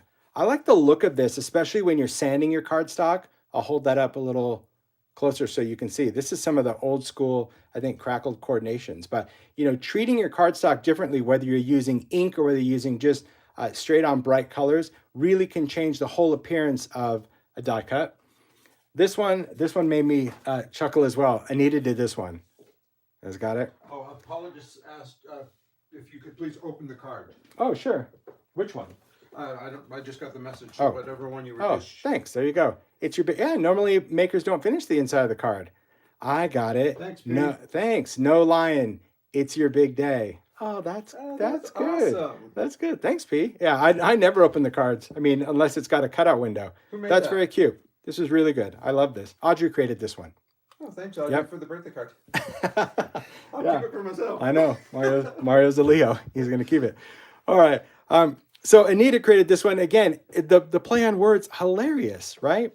No lion, you're my main man. That is funny. So the letters are cut out of felt, and I knew to open this one because it has a cutout window. But there he is inside, also cut out of felt. But I love the little stitched whiskers. Oh, Anita, so cool. And there you go. You can see the trees. Again, another idea. Just because you're using felt for something doesn't mean that everything needs to be felt. The background, watercolor paper, the trees, those funky trees, cut out of cardstock, and then just Harrison is done out of felt. So really interesting. I mean, these makers, they're all doing their own thing, but it's very cool that a lot of them channel very similar ideas as far as like using felt or whatever. But that's hilarious, really. No lion, you're my main man. That's good. Yeah. All right. So I'm going to set up for this next one that Kathy did. So I want to make sure that I do this right. So Kathy Cowles, wait till you see what she did here. Because one thing I wanted to point out was that when it came to all of these wonderful colorized animals, that it was really important to me that if you were investing in these animals, that as we added new ones, they would have that same scale. So you can kind of build up your collection of them. So I did ask, and Kathy, thank you for doing this. I'm like, will someone do like all the Colorize as a set? But I really wanted something that had a great look like for a kid's room or a baby's room. I think it's so cute. So let me just talk about the box. These are ideology vignette boxes. That's the foundation, the substrate. I love that she just took that bold alphanumeric and just cut random letters. So it just has that kind of look of alphabet blocks, like just toy blocks. But each colorized animal, instead of sticking to all the different colors recommended, she just chose one color group and just stuck with different shades of that. So I love seeing like Winifred in yellow. But you can also see that she used some of the funky nature to get those little flowers and those funky trees. But then like here, like for Harrison, I think it's so clever to take different size vignettes and just piece them together to kind of create that little building block. And just seeing him out of pink, there you can see, again, that funky tree. But these are designed that they kind of work together. See how they kind of work like a little puzzle, the way she did the boxes? And these, of course, are designed to stand up, and I'll show you in a second. But there again, I like that she positioned that box to go right behind Gertrude's head. Love seeing that purple. There's the tree with the flower. And then, of course, we have Clarence. So cute. And all of those boxes have that detail. So you can see that lineup, but really for display, and that's what I thought was so charming. By using vignettes, because they are a lightweight wood box, she kind of designed this where it could go in kind of an art shape. I hope I'm doing this justice. So do you see what I mean? I'll bring these in a little bit more into screen. So I thought this was very clever because she sent me a note. She's like, here's how I really designed it to kind of create that. And I think that's really important when you're building something. If you want it for a display, sure, it could go straight across, but I also like the idea of just kind of having that little curve and how these boxes nest into one another. Really, really clever. So beautiful, beautiful job. I love it. So much fun. All right, those are the Colorize. Yeah, we're gonna just keep those in there. Thanks, Mario.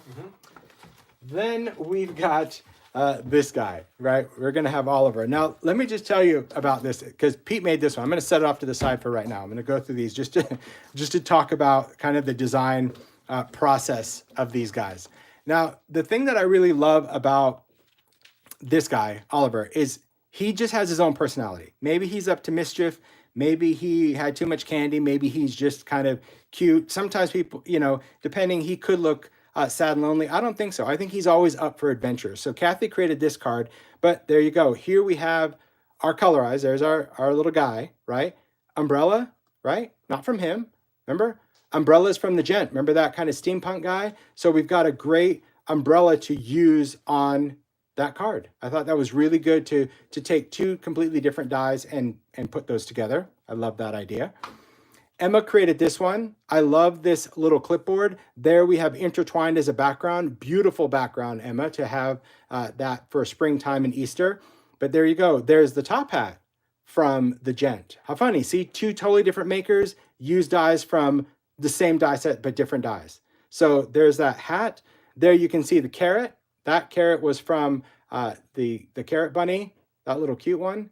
But see, all these dies you can mix and match depending on what you have. And then you can see in the back these little leaves and stems. That is funky nature. So it just shows that, man, the more you have when you're building, you can just take little bits from here and little bits from there and make something absolutely adorable. That hat with the flowers, I mean, stop it right now. That's so cute. It's hilarious. So cute. And then Kath created this one. I just think it's really, I'm going to bring it in because it's big. So here is a display hanger. This is an ideology hanger. It's got those little clips that you can add. But she used them just for a little baby boy. There you go. A little, that's so cute, right? Speaking of baby boy. So I got a little message. Oh, yes? It's kind of funny.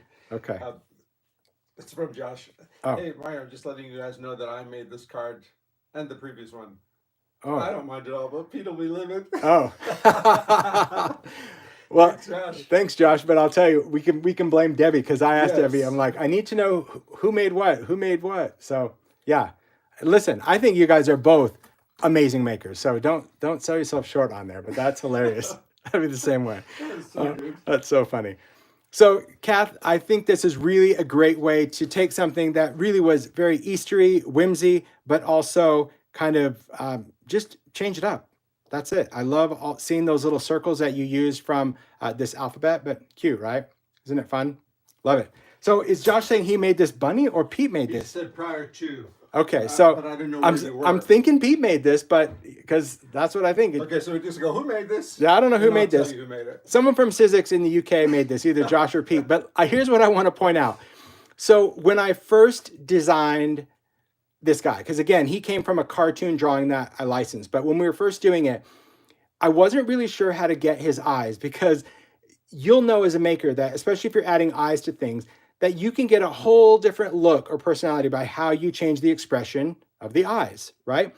So if you make his eyes really tiny, he looks really, I don't know, just he looks like me when I had too much candy, just a little like, or like I haven't had coffee yet, right? And I wasn't sure if people would get that. So decided to design the eyes a little bit bigger. This is Josh made this one. All right. I love it. So this is the die. These are the eye sizes, right? But what I wanted to share is that if you wanted to change the personality of him ever, just take any smaller circles from any other dies and change the inside. That's the only difference of those. And you can see that his personality is distinctly different on there, right? So funny. Just think it's really, really cute. But yeah, I love that, Josh. It's hilarious. It is so funny. So funny. All right, so that is Colorize. That is Oliver. And now we're going to get into, well, gosh, I don't know who made these either, so we're going to keep going. So, you know, you're always going, you seem so busy. You've got Yeah, so much. you got a lot I of, can't tell you all the you got a lot of conversations conversations. down I like this. So next is Colorize Cafe. I love, oh, wait do you see these? There's just so many different looks for coffee. And maybe you're not into coffee and tea, and that's okay. But I think it's really cool. This was made by either Josh or Pete at Sizzix. But what I love, again, different colors, because you saw when I showed you the colorized packaging, this was all done in brown, but changing out your shade and just seeing the little good morning. I mean, what a great little message just to, I don't know, just leave with that special someone in your house. Just like, have a good day. I think that's great. Or give it to a coworker, or, you know, put it in someone's mailbox. I think that's really just, I liked it because it just said, good morning, right? I like that. Kathy created this one. You could tell already that, you know, having coffee and steampunk, hello, that's just got me all over it. But I thought it was a very cool way. We saw a steampunk coffee shop in South Africa that one time. It was so amazing. Beautiful. But there is something about gears and steampunk that go with coffee. And I thought this was a really great card. So if you're looking for ideas for a masculine card or, you know, Father's Day or anything like that, that's really good. Another great thing about having die cuts for coffee and tea, it's also a cool way to incorporate gift cards. right? So Juliana created these little ones, and they're just gift card holders, right? Whether you take a little tag and fold up the back, it's going to create a little pocket where you can put a gift card. And she just did just different colors just to show you, but it's the same idea of taking a tag, folding it up, adding that little coffee cup, and inserting a little Starbucks card. How clever is that? So simple, right? So simple, but so amazing because of that die. The other thing that I love, Juliana, that you added that little heart. I know that's from another die. I don't know if that's from Falling Hearts or what die set it is, but that was a really great thing that if you have an initial or a heart or something like that, that you want to add into the cup, I think that's really cute. Really, really great. So great use for gift cards. And here's another one. I mean, that's what I was saying when it comes to ideas. Anita created this one, also gift cards, but she used kind of a whole different look. So here we've got a tag, Great Valentines. Man, Anita, you're playing on words. Love you a latte. That's funny. Ooh, I'd love me a latte. I love you latte. All right, so here you have that coffee cup, but this is that old, it's an older die, but it was a gift tag box where you pull this up and this is the inside and it already cuts these little tabs. And so it creates this little pocket. I think we released it Christmas, well, several years ago. So there you go. If you have that die, this is a great use for that because I love the fact that you had the lid of the cup cut off, where then when they pick that up, there's that gift card. Isn't that cute? So a great way to take a Christmas die that you had, that maybe you've used many times, maybe you haven't, and change it to Valentine's, birthday, whatever. And then using the ideology ribbon, that is just charming, delightful. I love it. All right. This next one, I'm going to go into this one. Kath created this one. So this is all, I thought this was really cool. And Kath, I'm not sure if this is something you purchased or created the inside. So if you're watching, feel free to chime in because I only know the cover. So the cover, this is some type of journal that is covered in fabric, right? This is my fabric with Free Spirit, but I love what she did on the top. She used the milk caps from Ideology. There's okay, coffee now, the to-do list later. But inside is this really cool planner. She bought the insert. Calendar. She bought the insert, but this constructed, it seems constructed, which I think is great because there's another piece of fabric. There's all sorts of little cards and agendas, but I just think it's really cool about kind of creating your own schedule or planner. Or I just saw someone say great for a recipe book. Yeah, I think it's really a great way to incorporate die cuts for a theme of what it was. So again, if you're one of those planner people, it is true. Like I can't think before coffee. So why not decorate or do a planner about like, coffee now, and then you can do your to-do list or planning later. So I thought that was really, really a clever make. Thought that was cool. I always love seeing what people, you can see so far, we've only been talking about a coffee and a teacup and what people are doing with those. It's great.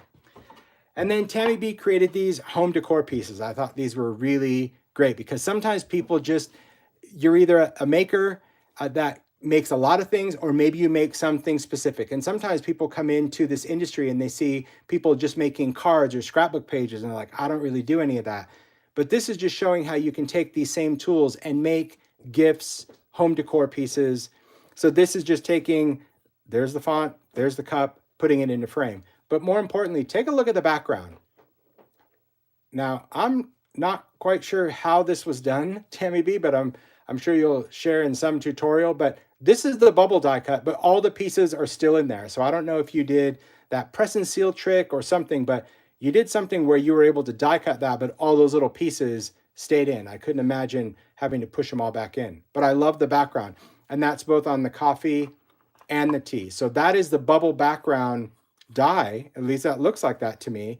But it's cut, but all the pieces stayed inside. And I thought, what a very clever background for this. And again, in a kitchen or as a gift to someone that loves coffee or tea, I love that. And I also love the colors of that. So really cool. All right. Very nice. I was waiting to see if Tammy said, but I just saw someone say use a soft, maybe an embossing mat for that. Not sure. All right. We're going to keep going. Some of these just have a few samples, so you don't have to, there's not too many. Some have quite a few. So we're kind of starting to really ramp up into the dimensional things as well. So this is just funky toadstools. Someone in the UK created this card. Okay. I love this. I think this is a Josh card, but I don't know. This Born to be Wild. I think it's really, I love the card. I love the message on there. I just think it's a really clever way to use the funky toadstools because, well, mushrooms grow in the wild, and I think Born to be Wild is good. But the great thing about funky also is kind of the different look that it gives. So Yuko created this one. I love just seeing these funky toadstools on something dimensional. There's a little paper doll and just kind of creating a scene. Like I said, some of these are they have kind of a whimsical vibe, but depending on what you put it with from a scale perspective, they could look like trees, like miniature trees versus mushrooms. Stacy created this one. I love the little vignette box. Very charming to see the embossed detail in there. And again, that's using a die cut as an accent for a mixed media piece, right? A vignette box, there's a little stick on there, a great little photo from Ideology, and just making a little scene, but using die cuts that quite honestly have a very bright, whimsy vibe in a vintage way. That to me is what is always so important about these lives, is the inspiration. Because let's face it, we have so many things that we get and we're like, oh, why did I buy this? What am I going to do with it? And hopefully these lives will always give you that reference of what you can do with it. So I love that. I love the makes. So next we're going to get in. I love all the coffee talk. Yeah, we're going to get into funky nature. And there's so many cool looks for this particular set. So this one Rochelle did. This is that curio box die cut, right? So this is a die that will actually cut out the box and the lid and allow you to cut out a different frame. So it's almost like making your own vignette box, but using a die. But inside you can see that beautiful little setting with all the funky nature elements in there. These little mushrooms, can you see them there? These are the Ideology ones, right? Those are the Ideology toadstools using distress embossing glaze. I wish you guys, the finish is spectacular. They look like ceramic ones from Tivoli, Zoe. They really do, with the distress glaze. Oh, I love those, Rochelle. So cool. There's a little speckled egg in there, the little banner, Dreams of Beauty, and a little Ideology hardware on top. But I mean, really, what a charming little vignette using that funky nature. Just think it's beautiful, right? Zoe created these. Again, I love looking at die cuts in so many different ways. So we'll talk about this one first. This was, the foundation is a pillow box. This is also a Sizzix die. Using stamps, using crackle paste, creating a background, and then just adding these elements on the top. The little egg. Just think it's very, very cool to just use your die cuts to kind of jazz up something. Whether you had a pillow box die or whether you just bought blank gift boxes. Remember, your dies can really up the game on that, right? Or your stamps. Now, we know Zoe loves this guy with the hat and the collar, and there's always something inside, and I love that she came through with adding that egg as his face. I think that speckled egg, you could see the detail of that. Really very fun, very cool make. Love the dimensional stars in the background. So again, you could use your die cuts with your stamps, but love that. Love the detail. Isn't that egg cool? I just think it's so cool because really you would think that it would be so many pieces, but it's really that all that little splattery stuff is like one piece you sit on the top. It's very cool. And it goes over a solid egg. I think it's awesome. All right. So a question Yes. from someone. Yes. Kat. Okay, how come these makes are even better than last time? How is that possible? The makers make. I don't know. You'd have to ask the makers. We have the best makers in the world. Yes, I think we have the best makers, but I also think that everyone is becoming better makers. All of us, even people. I think this past year has really encouraged all of us to make and share more.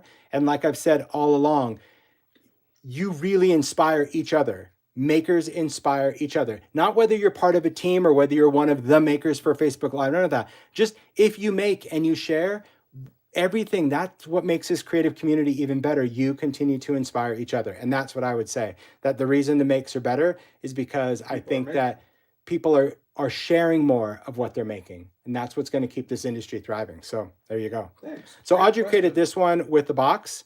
And this is using one of the Sizzix shaker domes. I thought using one of those large domes was a very beautiful kind of setting to put these nature elements in there. And also, I don't know if the camera's going to pick it up, but you can see there's the leaves in the back and the feathers and the eggs, but there's also like a real feather in there.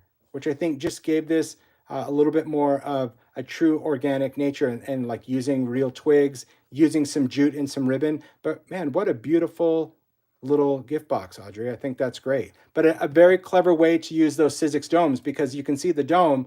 It's not like a dimensional dome where it's really raised. It just has a little bit of a contour for shaking, but just great that you don't even have any shakety bits in there. It's just using it as a vessel for die cuts, especially if you're doing a lot of layering. So I think that's really good. And then we've got this tag. I love this tag. I believe Stacy made this tag. So here you can see there's an etc. tag. There's a ledge, but take a look. There's that feather just kind of hanging off. See that little ledge right there? It's just done out of a stick. I love the stick. I love that Stacy's staying true to the sticks now too. So just laying it on there. But again, this just shows how much depth and dimension you can get with your die cuts. Here you can see those are the funky wreaths that we did last year, the twig wreath and the leaf wreath. What a great foundation, almost like a nest. It's almost like you created a nest, a little tattered nest, Stacy, for the eggs and adding those little flowers. I just think that funky nature set is just really pretty. Really, I think we definitely needed it, especially for people wanting to just make some beautiful kind of organic makes with it. I love that. Beautiful. And again, little stamp detail, little buttons, charming. All right. Next, we're going to take a stroll in the park. We are going to talk about these guys, and you're going to see that, yes, as I mentioned, the makers did a lot of different things from the background to this. So we can start. Someone in the UK created this card. Again, it's going to be Josh or Pete, but I love this. And here's what I love about it. Using both of these characters and using the umbrella, but also kind of the sentiment that's there. Die cut shapes. Really good. All right. Anita created this one. This one I thought was really funky. It surprised me just seeing it. And I'm like, what a fun way to incorporate these little elements. And so it says, leave a little sparkle wherever you go, Valentine. So I think you were definitely in Valentine making mode, Anita, if I'm seeing all of your makes.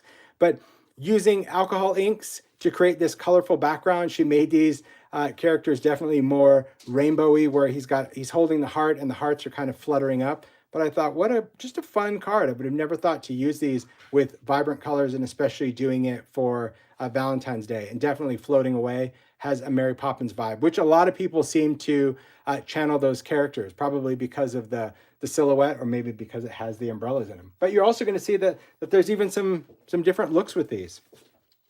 So Yuko created both of these cards, and there you go. This one, I love the fact that she is sitting there, but her parasol is open. Do what you love, using the little butterflies that come in the set.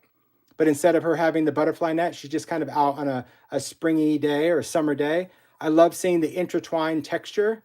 What a great use for that embossing folder, really giving this card a nice naturey look. And there is the mushroom stamp set. So just using tiny toadstools from Stampers Anonymous as a background. Could you use die cut ones? Sure, but you could also use stamps or background paper. But I thought, just really cute, really cute. And then this one, like using the gentleman in there, but he's kind of outdoors in the forest. So that's a tree from like the old Mary Moose set. He's flying a kite. Today is a good day. But again, sticking with that same intertwined kind of background. I like that his clothes, he's kind of has just more of an outdoorsman kind of look instead of in the park. He's just out, I don't know. I like that. I like seeing all the different elements for cards. And I just think that set, right, is a completely different look and feel to what Anita did, which is a completely different look to what I'm going to show you that like Tammy did. Or, I mean, that's the whole thing. So here we can see from this frame panel that, yes, now getting into definitely for those that love Mary Poppins like I do, a lot of people looked at this and were inspired with that, which I think is great. So here, let me just call out some of the details of this make as well. Besides just using her as part of the silhouette, right? Not using the entire body, you can still see there's just a little bit of the umbrella, but take a look at the frame. That's that die cut, right? So right away you look at this frame and it looks like it's this resin embellishment or metal. This is the die cut. This you can see way more of that detail because Tammy's done some painted finishes on there. But do you see how beautiful that floral frame is? You see the little dots and all the embossed detail? so great for your make because it's not going to add a lot of bulk, right? That's one of the old school alphabets that we did. There you can see the little butterflies kind of cascading, but now take a look at the background. Remember when I talked about Flowery and how Paula used it and cut it apart? Tammy did the same thing, cutting out that flower background, but just cutting through it and just adding bits and pieces as a background.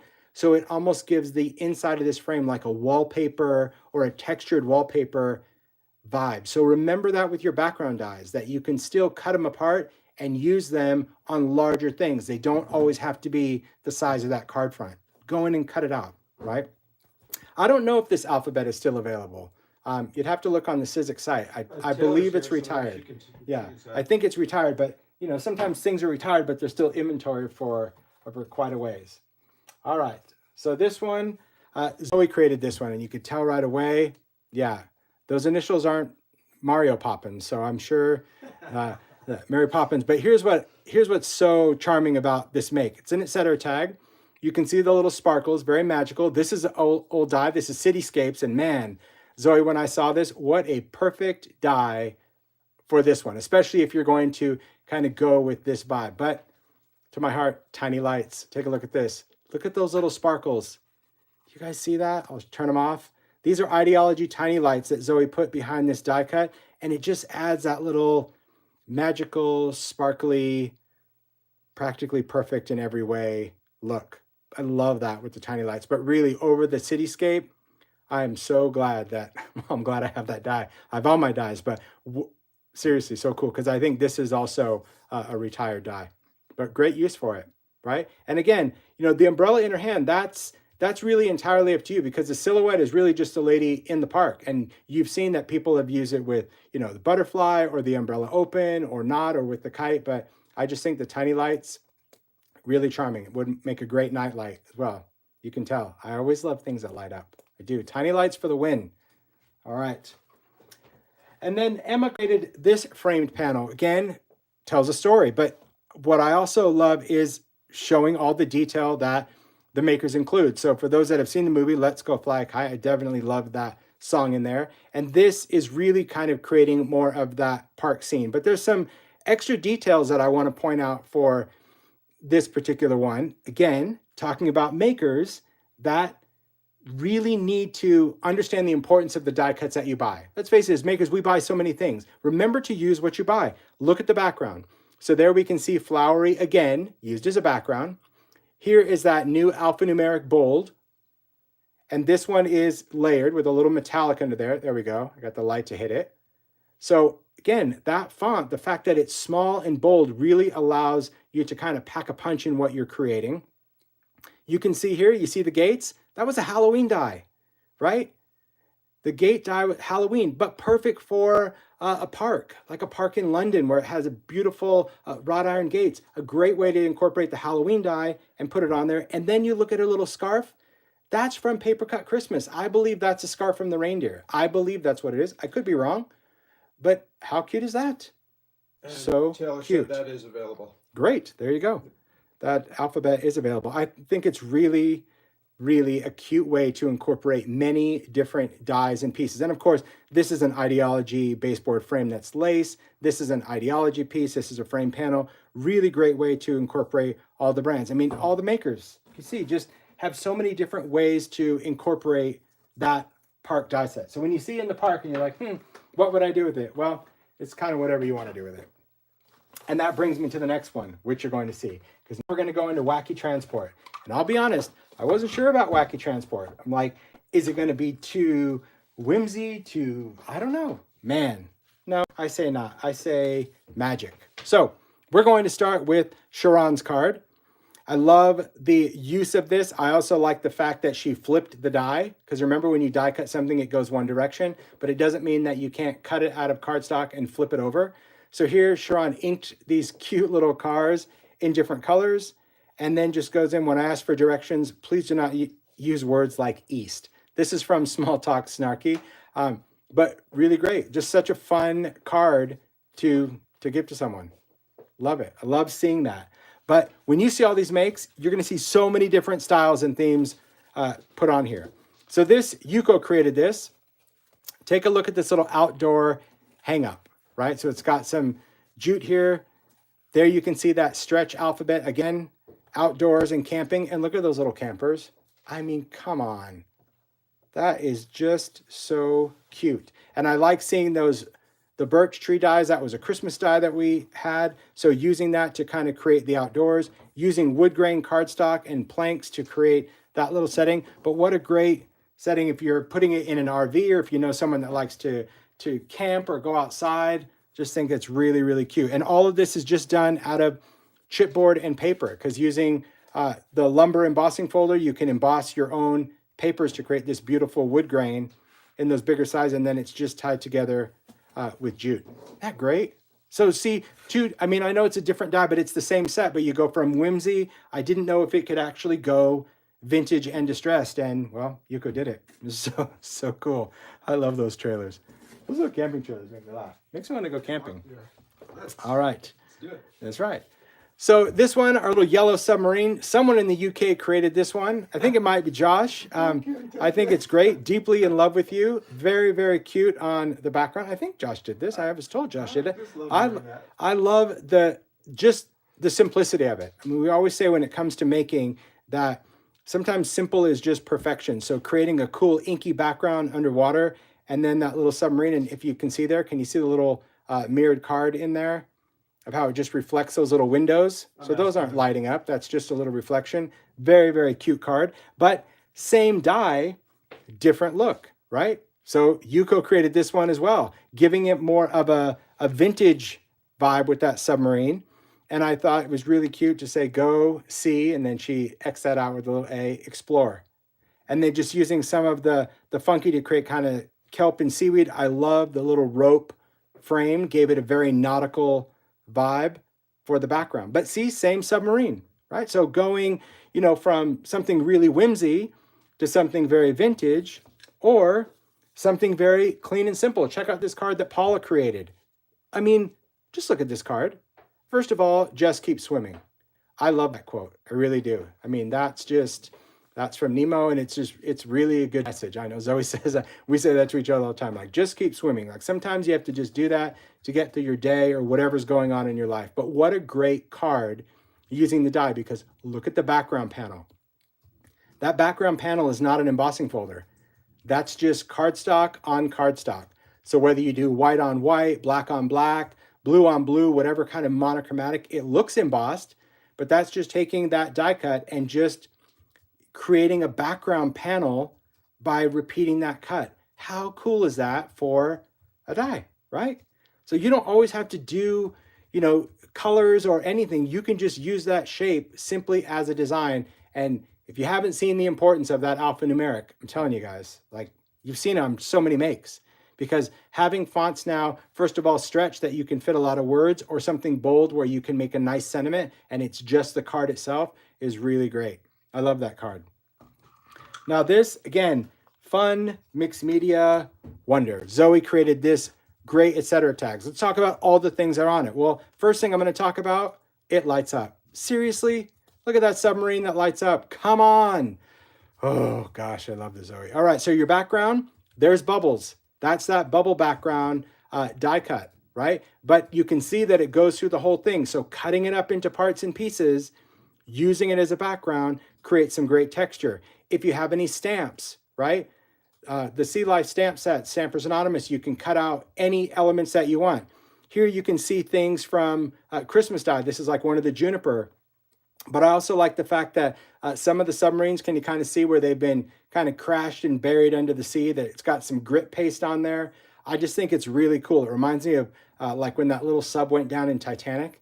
Remember, it went down there with the lights on and it exposed the Titanic undersea. I just think it's really cool. But a great way, again, to incorporate tiny lights with your die cut to create a setting. And this would be great as a home decor piece, or again, if you're creating things for your kids' rooms, or just a friend that likes underwater, right? Create something like this for Dina, because Dina loves to go diving. But I can't stop with the lights, you guys. I can't. I love the glow, really. All right. These next ones, Tammy B created these next ones. Again, just clever ideas. So this is just taking luggage tags, and she said she just used, inexpensive luggage tags.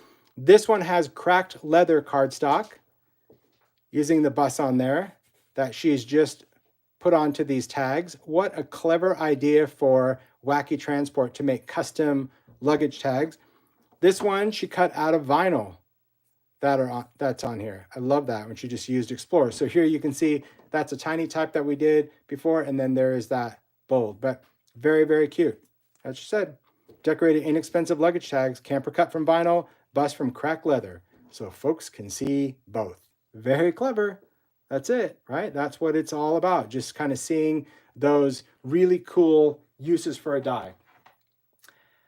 And then Tammy B created this whole scene, kind of using everything. And that's, I get it. It's that maker thing. But I know that Tammy's inspired by a lot of things that she saw on her recent trip to Disney World, but also Kenya, Animal Kingdom. First, let's just talk about the box, right?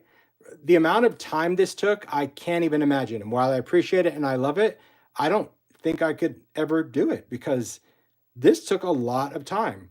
Here is that embossing folder, but each letter is individually colored with, and then another bit of ink over the top. So the letter is in black, but I love all the random rainbow color. It just has such a cool safari vibe. But then she even cut up the strip and put it in alphabetical order. I mean, come on. That's a crazy amount of time, but beautiful, right? I mean, it's all about the details, right? That is. So here's the other thing I'm going to talk about before I get into each vignette. Take a look at the windows in the car. Do you see that? So these are done on a piece of acetate. So you can see that there's windows in the camper, windows in the car, windows in the submarine, because all these pieces are put on a piece of acetate because each one is its own little scene. So we'll talk about this little outdoor. She's got a little tag from Ideology, Go See Explore. But here's what I want to call out. Besides the cute Wacky Transport, look at the scenery. These are the funky toadstools. Remember when I said that someone would use it as funky trees? So all these little trees, how perfect are those toadstools for Wacky Transport? I would have never thought of creating trees for that, but she did. The other ones, the other toadstools that kind of have that point, more trees. In the back is Alpine, that little mountain. That's like an old school Christmas die. I love just seeing the detail of the awning with the stripes. And then you can see down here, there you go, toadstools again, but now they turned into little coral rocks because she cut off the stems.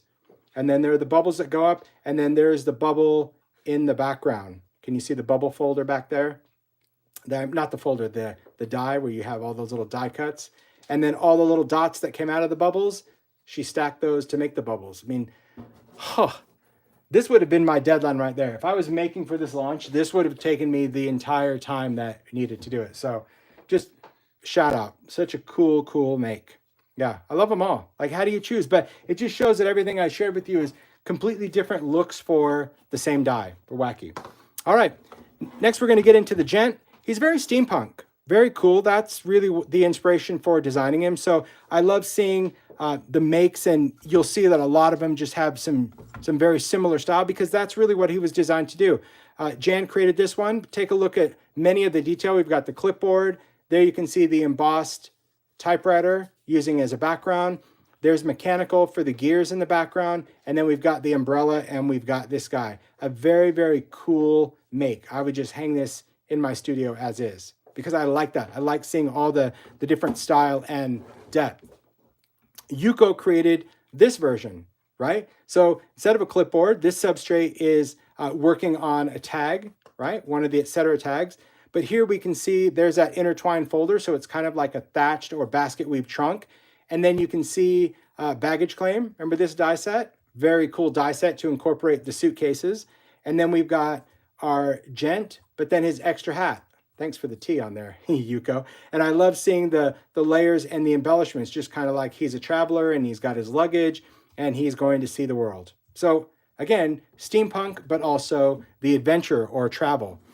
And then we've got this guy. Anita created this one, St. Patrick's, right? So kind of using him, St. Patrick's Day, taking the umbrella, putting it upside down, filling it with some little clover punches, and then lucky is a state of mind. I just thought like that whole idea different, right? Same Gent, but depending on whether you want to go steampunk or he's more of an adventurer, or he could be seasonal, and he could easily be like a groom for, you know, a bride and groom for a wedding, or again for Father's Day. Or this one, Emma created this guy.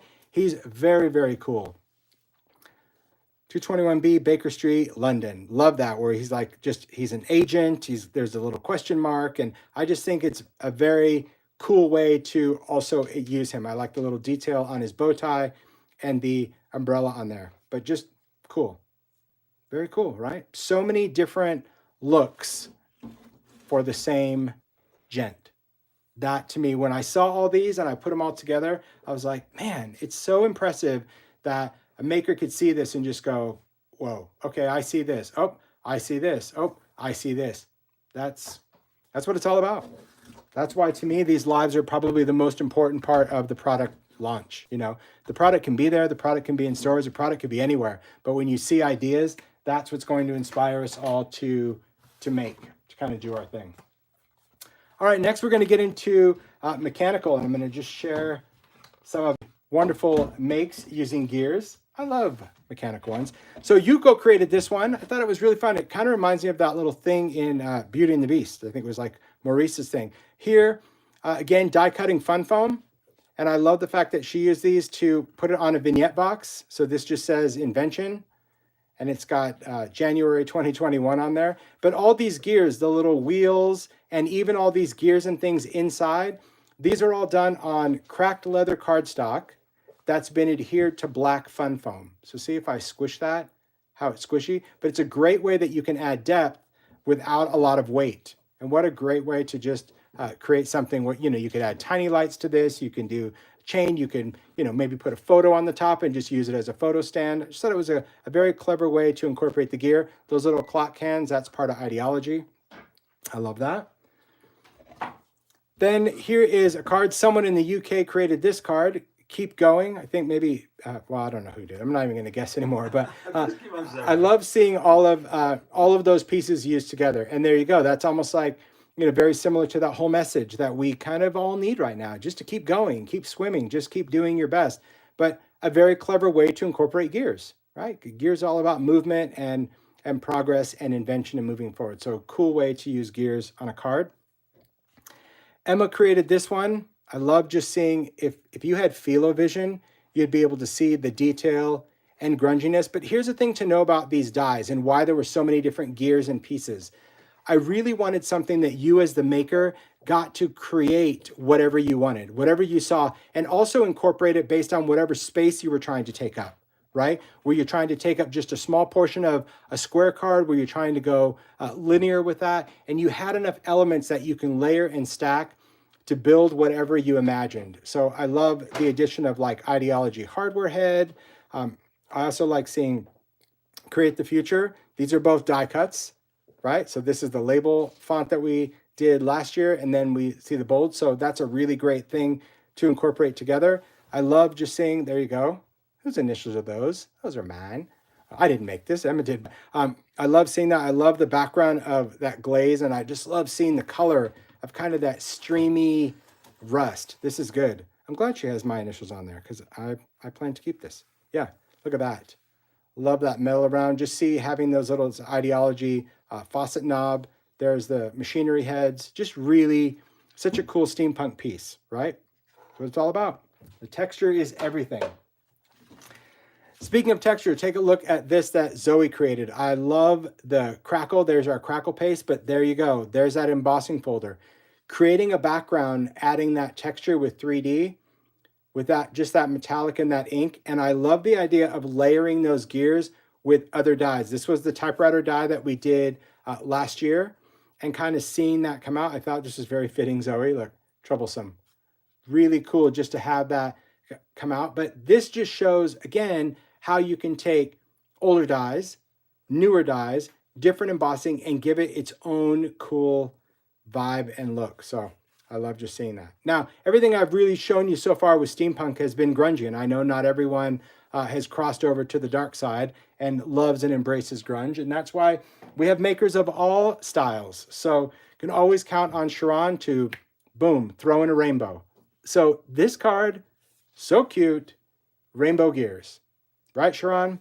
Own your dreams. That's what it is. So taking those and coloring those with just whatever your favorite colors are, still give it a little vintage, a little grunge, but those extra elements that come in that die set is a great way to join or connect those gears or pieces. And like I said, these were designed that you can create depending on the space that you want, right? So in Zoe's the typewriter, she was able to add a couple gears coming out of the top.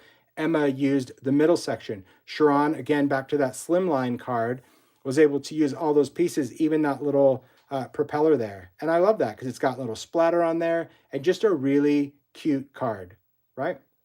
I think just having colorful gears, well, that's charming to me. It really is. I love it. I love everybody's different style. Okay, we're in the home stretch. We're going to hit seasonal now. We're going to talk about still going in with chapter 1, but these are just more seasonal ideas because as we know, we have Valentine's Day, St. Patrick's, Easter coming up. So I just wanted to share some ideas with you. All right. So first, let's go into Valentine's Day because that's going to be the first one that's going to be coming up. And these were some really great makes to kind of inspire that. So first we'll talk about, let's go in here.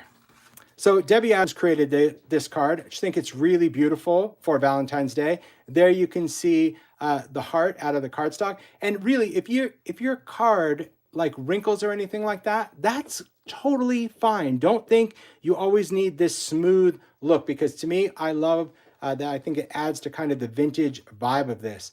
Notice the background of the card.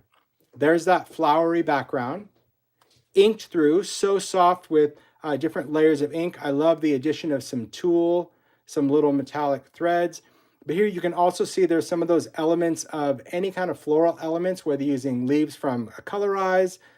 This is a Colorize bloom, these leaves here, but you can use any of them. But I like seeing both of those pieces stacked, and then you have that little with love. But look at the little metallic elements that are in there. Aren't those beautiful? I love just kind of that ombre inking for Valentine's Day. Really, really charming. Paula created this. This is a little shakety shake. You know, I love a good shaker. Just seeing that under one of those shaker domes from Sizzix. There you can see the Love You. I love that it's got, looks like it has little glossy accents over the top just to give it that shine. Very cute over just some patterned paper. This is Ideology. But what a cute little shaker card. I love the fact that because that is a 3D element, it's like dimension in dimension.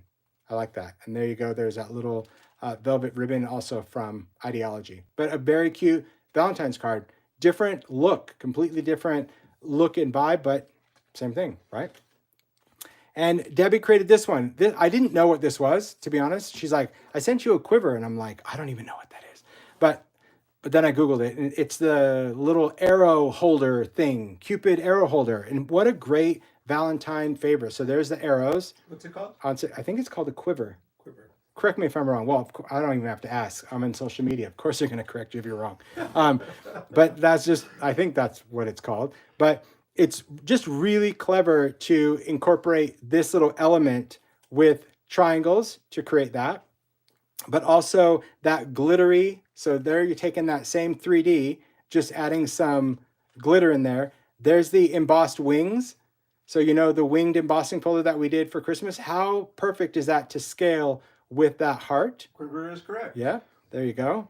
I love just seeing it with that heart and the stamp. And then just other little things, like I think that's probably a little old vintage cupcake pick with the little Cupid.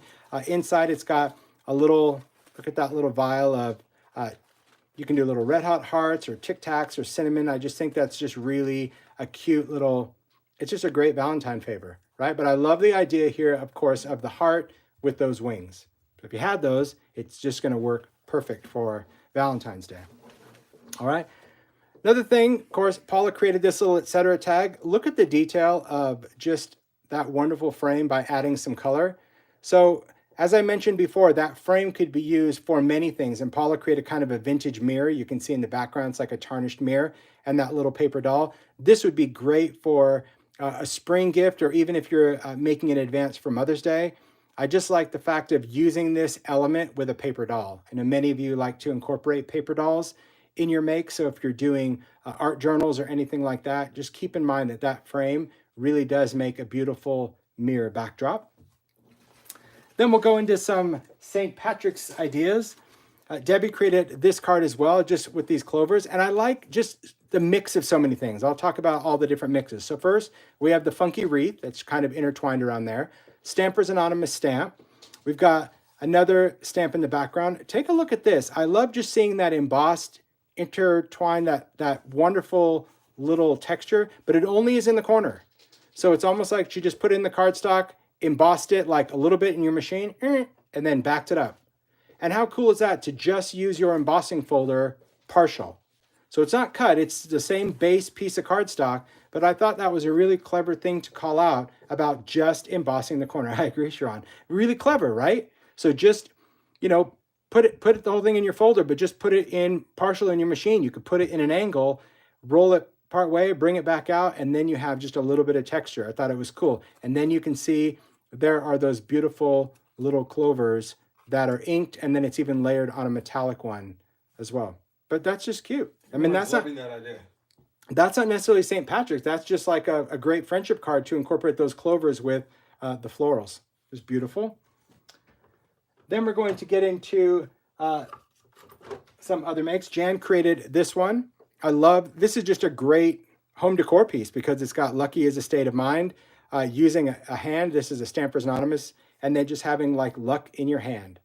But I love the finish of these. Can you see? Look at the texture of those.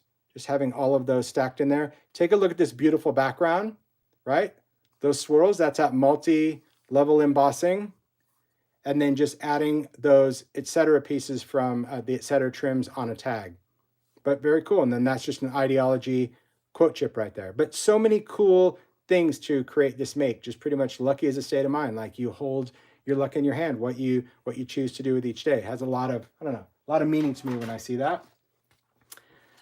And this one, Paula created this card. So this you can see is similar to the love card she did for Valentine's Day. Same idea where you take an idea and you can say, okay, I can make it for different seasons. So here there's a little shakety shake with one of those Sizzix domes, some little sequence in there. There's that beautiful 3D embossed clover in there. I love it. There's Lucky with a little glossy accents, and that is on Abandon. That's the paper pad. So great use for that paper, Paula, that green and yellow. I just thought it's really cute for a card.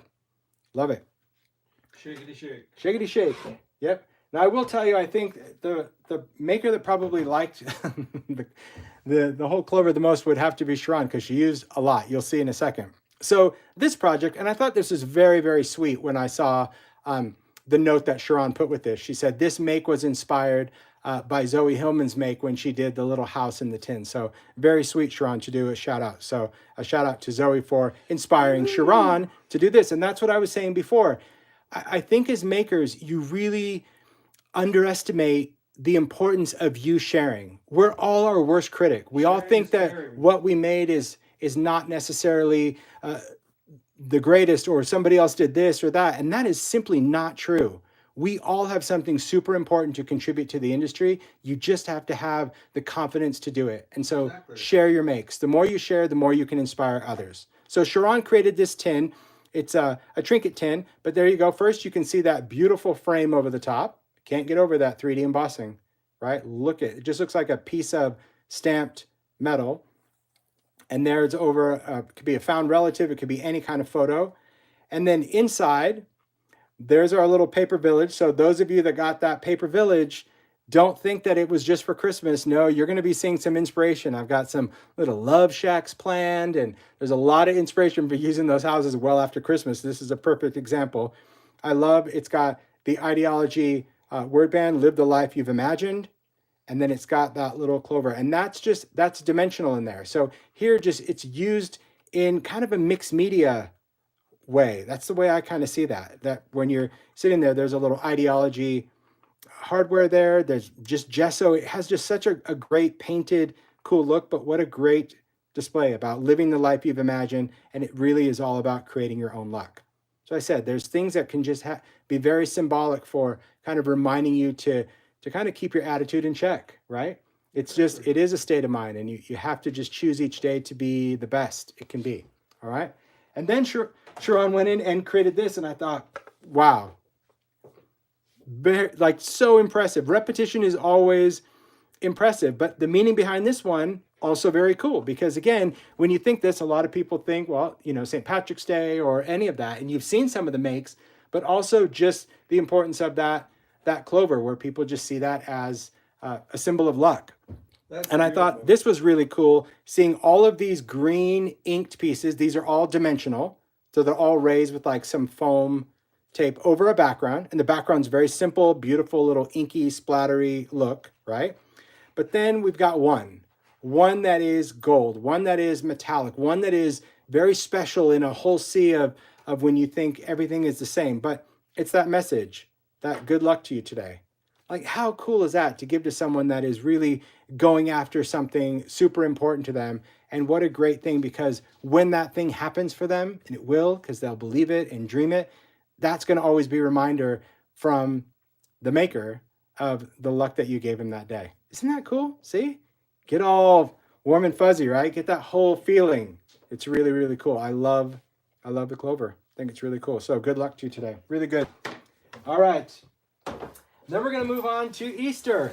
So we did a little Valentine, did a little St. Patrick's, Easter. So let's talk first about the rabbit, right? That hare. He's very cool. He's got some really, I think that his shape, his design really allowed the makers to kind of do things. And that's what I said. If you have a shape that's cool enough that you can really dream up whatever you want. So let's talk about this bunny shape. First of all, remember, he is a steel rule die, right? And because he's a steel rule die, you can cut thick things. So Audrey created this beautiful little pillow all out of wool felt. I mean, he's so fuzzy, wonderful, really, really cool. But look at his shape. And remember, when you're cutting it, although normally he's faced this way from the die, you can flip him over and use him however you wish. But I love the detail. Look at all that sewing around that, and the button. What a charming little pillow.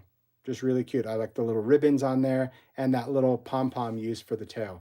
Very cool. Just very, very cute. I love it, right? That's it. Kathy created this one. And again, this is about using multiple dies. So the background, flowery. There's a 3D frame. There's the Colorize bloom. And then there's that bunny.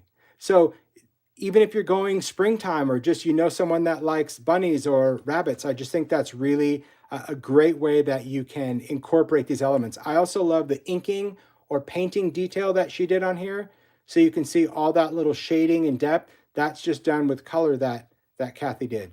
But a beautiful way to incorporate a silhouette shape. But I don't know, to me, he's just not cutesy. I guess I can just say that, because that's really why I did that. I wanted a bunny that, although I know people like to use rabbits for Easter and springtime, I wanted something that wasn't cutesy. He could look sophisticated, he could look whimsical, but he just had, I don't know, just different looks. That's what I wanted to do. All right, so Tammy B created this one, a vignette box. So first we'll talk about the outside. So this is using intertwine. So this whole box just looks like a linen basket. Yeah, and I'm not sure if this finish, I'm guessing it's resist spray that's giving it that beautiful shine. I'm not sure, Tammy B, if you're still in, just, I think it might have been sprayed with the Distress Resist Spray because it has such a beautiful shine, or maybe she did embossing, not sure, but I love it. But if you look inside, there's like a white picket fence. There's our rabbit, but you see all the carrots, right? That's from the other die. That's from that carrot bunny die. And I thought it was really cool to cut off the base and just make her own little carrot garden. Tammy said it's collage medium. Oh, Thanks, nice. Tammy. I love it. Oh, maybe that's probably why there's a little shine and like a little matte. That's very cool. I love it. And look at that little, there you go. There's a little clover on there and a little story stick of Lucky. Really just a cute make, right? Little ideology piece on there. I love that little garden scene. So someone just said, Mario, Yes. Can you answer me? But I don't know what the question is. Okay. Okay. Well, you just answered her. There you go. Oh, thanks. So here you can see Jan created this one. Again, a whole nother idea. This is a vignette just used differently, right? Just used as like a base, almost creating a garden. But take a look at this. We've got a panel, a box. There you can see intertwined, but I love the inking coloring job. that Jan did make it really, really just like a cool little basket. Now this, I'll deconstruct it after I show you because she gave me assembly instructions when she sent it. But here you can see the funky nature. There's a little eggs, little Easter eggs. You see all these little greens, and these are just tucked in. So there's some moss in the bottom, and these are just, I mean, there's some glue on there, but they're also just kind of tucked in. And I think I love that about this whole look, that it really has a very organic feel to it. Now this bunny, this is being created with several layers, several cut layers, right, of different cardstock. You can see the front and the back. You can see how thick he is, but I'll just pull him off, right? Let me just set it down because I don't want to destroy this, okay? Just to show you the mechanics, because Jan sent me how this was done. I thought it was really clever. So the bottom, you can see, is styrofoam with a toothpick. You guys see that little toothpick right there? And then she's got this rabbit cut out of layers. So now you can see the layers of matte board and all that. Because remember, it's a steel die, so you can cut matte board. And then all she did in the middle was just create that gap. You know, whether you go in with a craft pick or whatever, and you just separate those layers, and that's the spot that you just line up to that toothpick, and that's what gets him to stand up. Isn't that cool? And I thought that was really cool. Well, one, she had to ship it to us from Canada, but two, you know, if you're going to give this as a gift, obviously, and you had to ship it, the chances of this making it, forget it. So I thought that was really great because it does allow you to just kind of take that off, lay him down, and then ship it flat. So really, really clever. Yeah. Jen's done that before where she's had that little stand-up thing. I mean, I think it was a reindeer at Christmas one time, which was just very, very clever. All right. So that was our steel die. We are going to wrap up with one more. We are in the home stretch, you guys. Whoo! Okay. So can I introduce this one with you? Sure you can. This one? Sure. All right. So this one. Someone in the UK made this. There you go. Someone in the UK made this. See? That's going to be his favorite all day. It's a simple things for Mario, and I love that. So this is Carrot Bunny. I think it's really a cute way to incorporate these little guys and that carrot. I think just that little message, together we can do anything. This just made me look at this die as something outside of Easter, right? If you didn't incorporate the carrot, these little guys can go over anything. And if you're sending it to a friend, I just think that now it just became a cute bunny to me versus something outside of Easter. I think that's really cute. So this just has that nice little stand for display. I think it's cute. But there were so many different ideas for this particular guy. All right. So first we'll talk about this one, because I have to admit, I didn't know about this. Kathy Cowles created this. This is, and I know Paula's in here, maybe Kathy's in here as well, but this is Peter Rabbit, my understanding. And I've not read the story. Sorry. Don't need to shame me. I've got the book, so I'll have to read it at some time. But the whole theme was because I said to Paul, I'm like, this is cute, but what's going on up here? What's going on with this? And this is Mr. McGregor's garden. No bunnies allowed. And you can see that there's a little bunny in there taking the carrots. But Kathy also did not only the carrots, so she used the I guess the tops of the carrot, but then also had the bottoms kind of coming up out of a little bucket. I love that she just changed the color and they became beets. So she kind of did her own little signs. And then she used all the greenery, right? But then Mr. McGregor coming out of here, anybody recognize that? That's the Gent, you guys. That's that steampunk Gent die where he's like peeking over, looking into the garden. And Paula explained the whole thing to me, and I just thought, how charming. But there you go. There's that flowery die used just as texture to take a wood box and give it a very beautiful spring vibe. And I love all the moss and all the greenery, but such a very cute make. Whether you know the story or not, I still think it's charming. But now I want to read the story because you should watch the movie. I need to know all about Mr. McGregor's garden. Oh, there's a movie? Oh, I'm in. Yes. Now that's me. That's me. I didn't even do that in school, so I'll be doing that. I'll watch the movie. It's really, really cute. Okay? So this next one, Jan created this card. Again, you can see that the bunny, just springtime. He's got the little carrots. I love seeing that's all the funky nature. So just cutting out that leaf and creating a wreath. How beautiful. And then just layering on hello. But what a cute card with the bunnies. Honestly, I didn't think that there would be many makers that were going to use this bunny, and so many people did. And I love all the different ways that it was used, to be honest. That's what I think is really, I love it. So Rochelle created this card. Look at the bunnies and a little girl bunny. just by adding that little string, I'm like, oh, girl bunny, boy bunny. I mean, I thought that was cute. I also love the little bite that she kind of took out of the carrot. Very clever, Rochelle. Just kind of notching that out.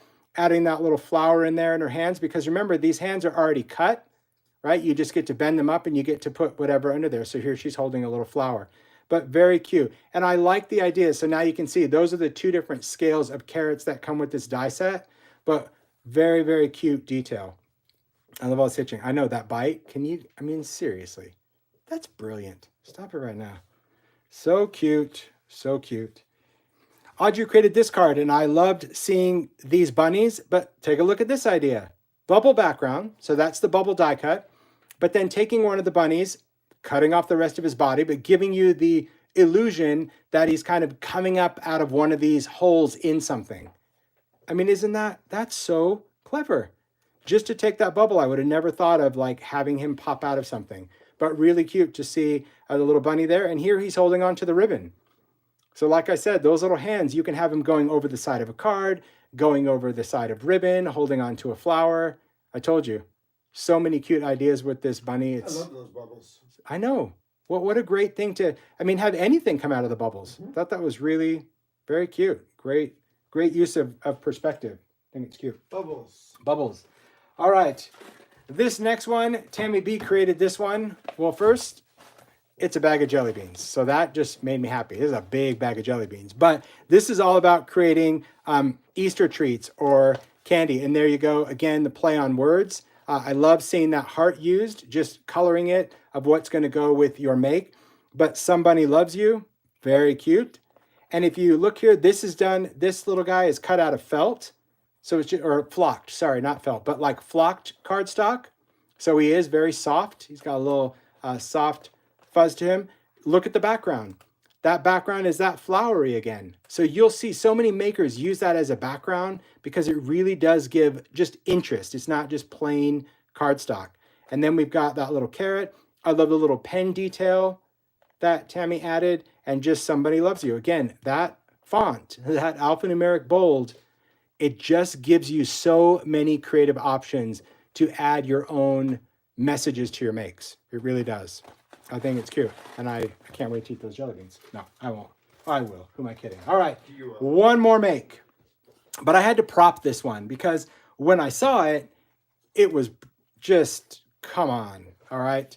So this is a make that Stacy did for Easter. And I had this little vintage wood box to display them in because I thought that is how I would display them for Easter, even if I'm giving them as gifts. But here is what it is, and then I'll just kind of show you how she added it. So Stacy used the little bunny, right? You can see this little guy. He's in this bag. You can remove him. So if this was going to kids could play around with him, or like little paper dolls, whatever. But this base is actually a die. Now this is an old school die that's actually current. So let me take you through kind of the time, just so many of you might already have it. So a couple years back, I created this die for Halloween, right? It's called the treat bag. And what it is a thin die that allows you to cut a gusseted bag, okay? So I'll just take the whole die out, okay? That's the die. So one die, you're gonna be able to fold it into a gusseted little paper bag. But it also came with an alphabet that would allow you to go in and customize your bag, right? But this was specifically for Halloween. But this die was so used by people and loved that it's like, I went to Sizzix and said, can we just keep the die, keep the number, but just change the art? Because by looking at this, you think it's a Halloween die. So all we did is we went in and revamped the art. It's the same item number, okay? 663096, it's still a treat bag. But now we just made the art every day because it's the same bag, the same everything. So if you have this one, or if you bought this one, it's the same die, okay? We just changed the cover art because now it is part of our everyday line. The nice thing about it is, again, you can customize it, right? Because it's got little icons.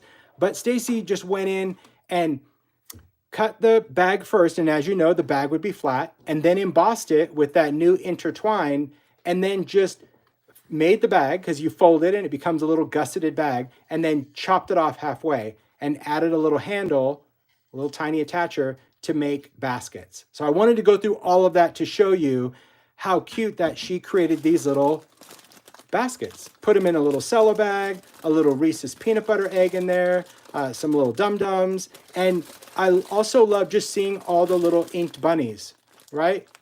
Cute little brown bunnies and gray and white. And they were just such a charming idea of taking the bags, using that embossing folder to make it look like a little Easter basket, and then adding those in and putting it in a little cello bag. And then more importantly, adding that carrot also to the top of the bag.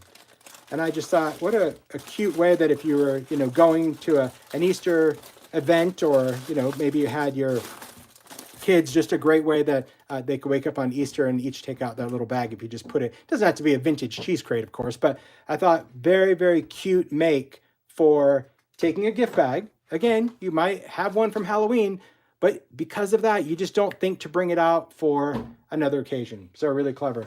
So that's it. That is chapter 1, 2021 for Sizzix.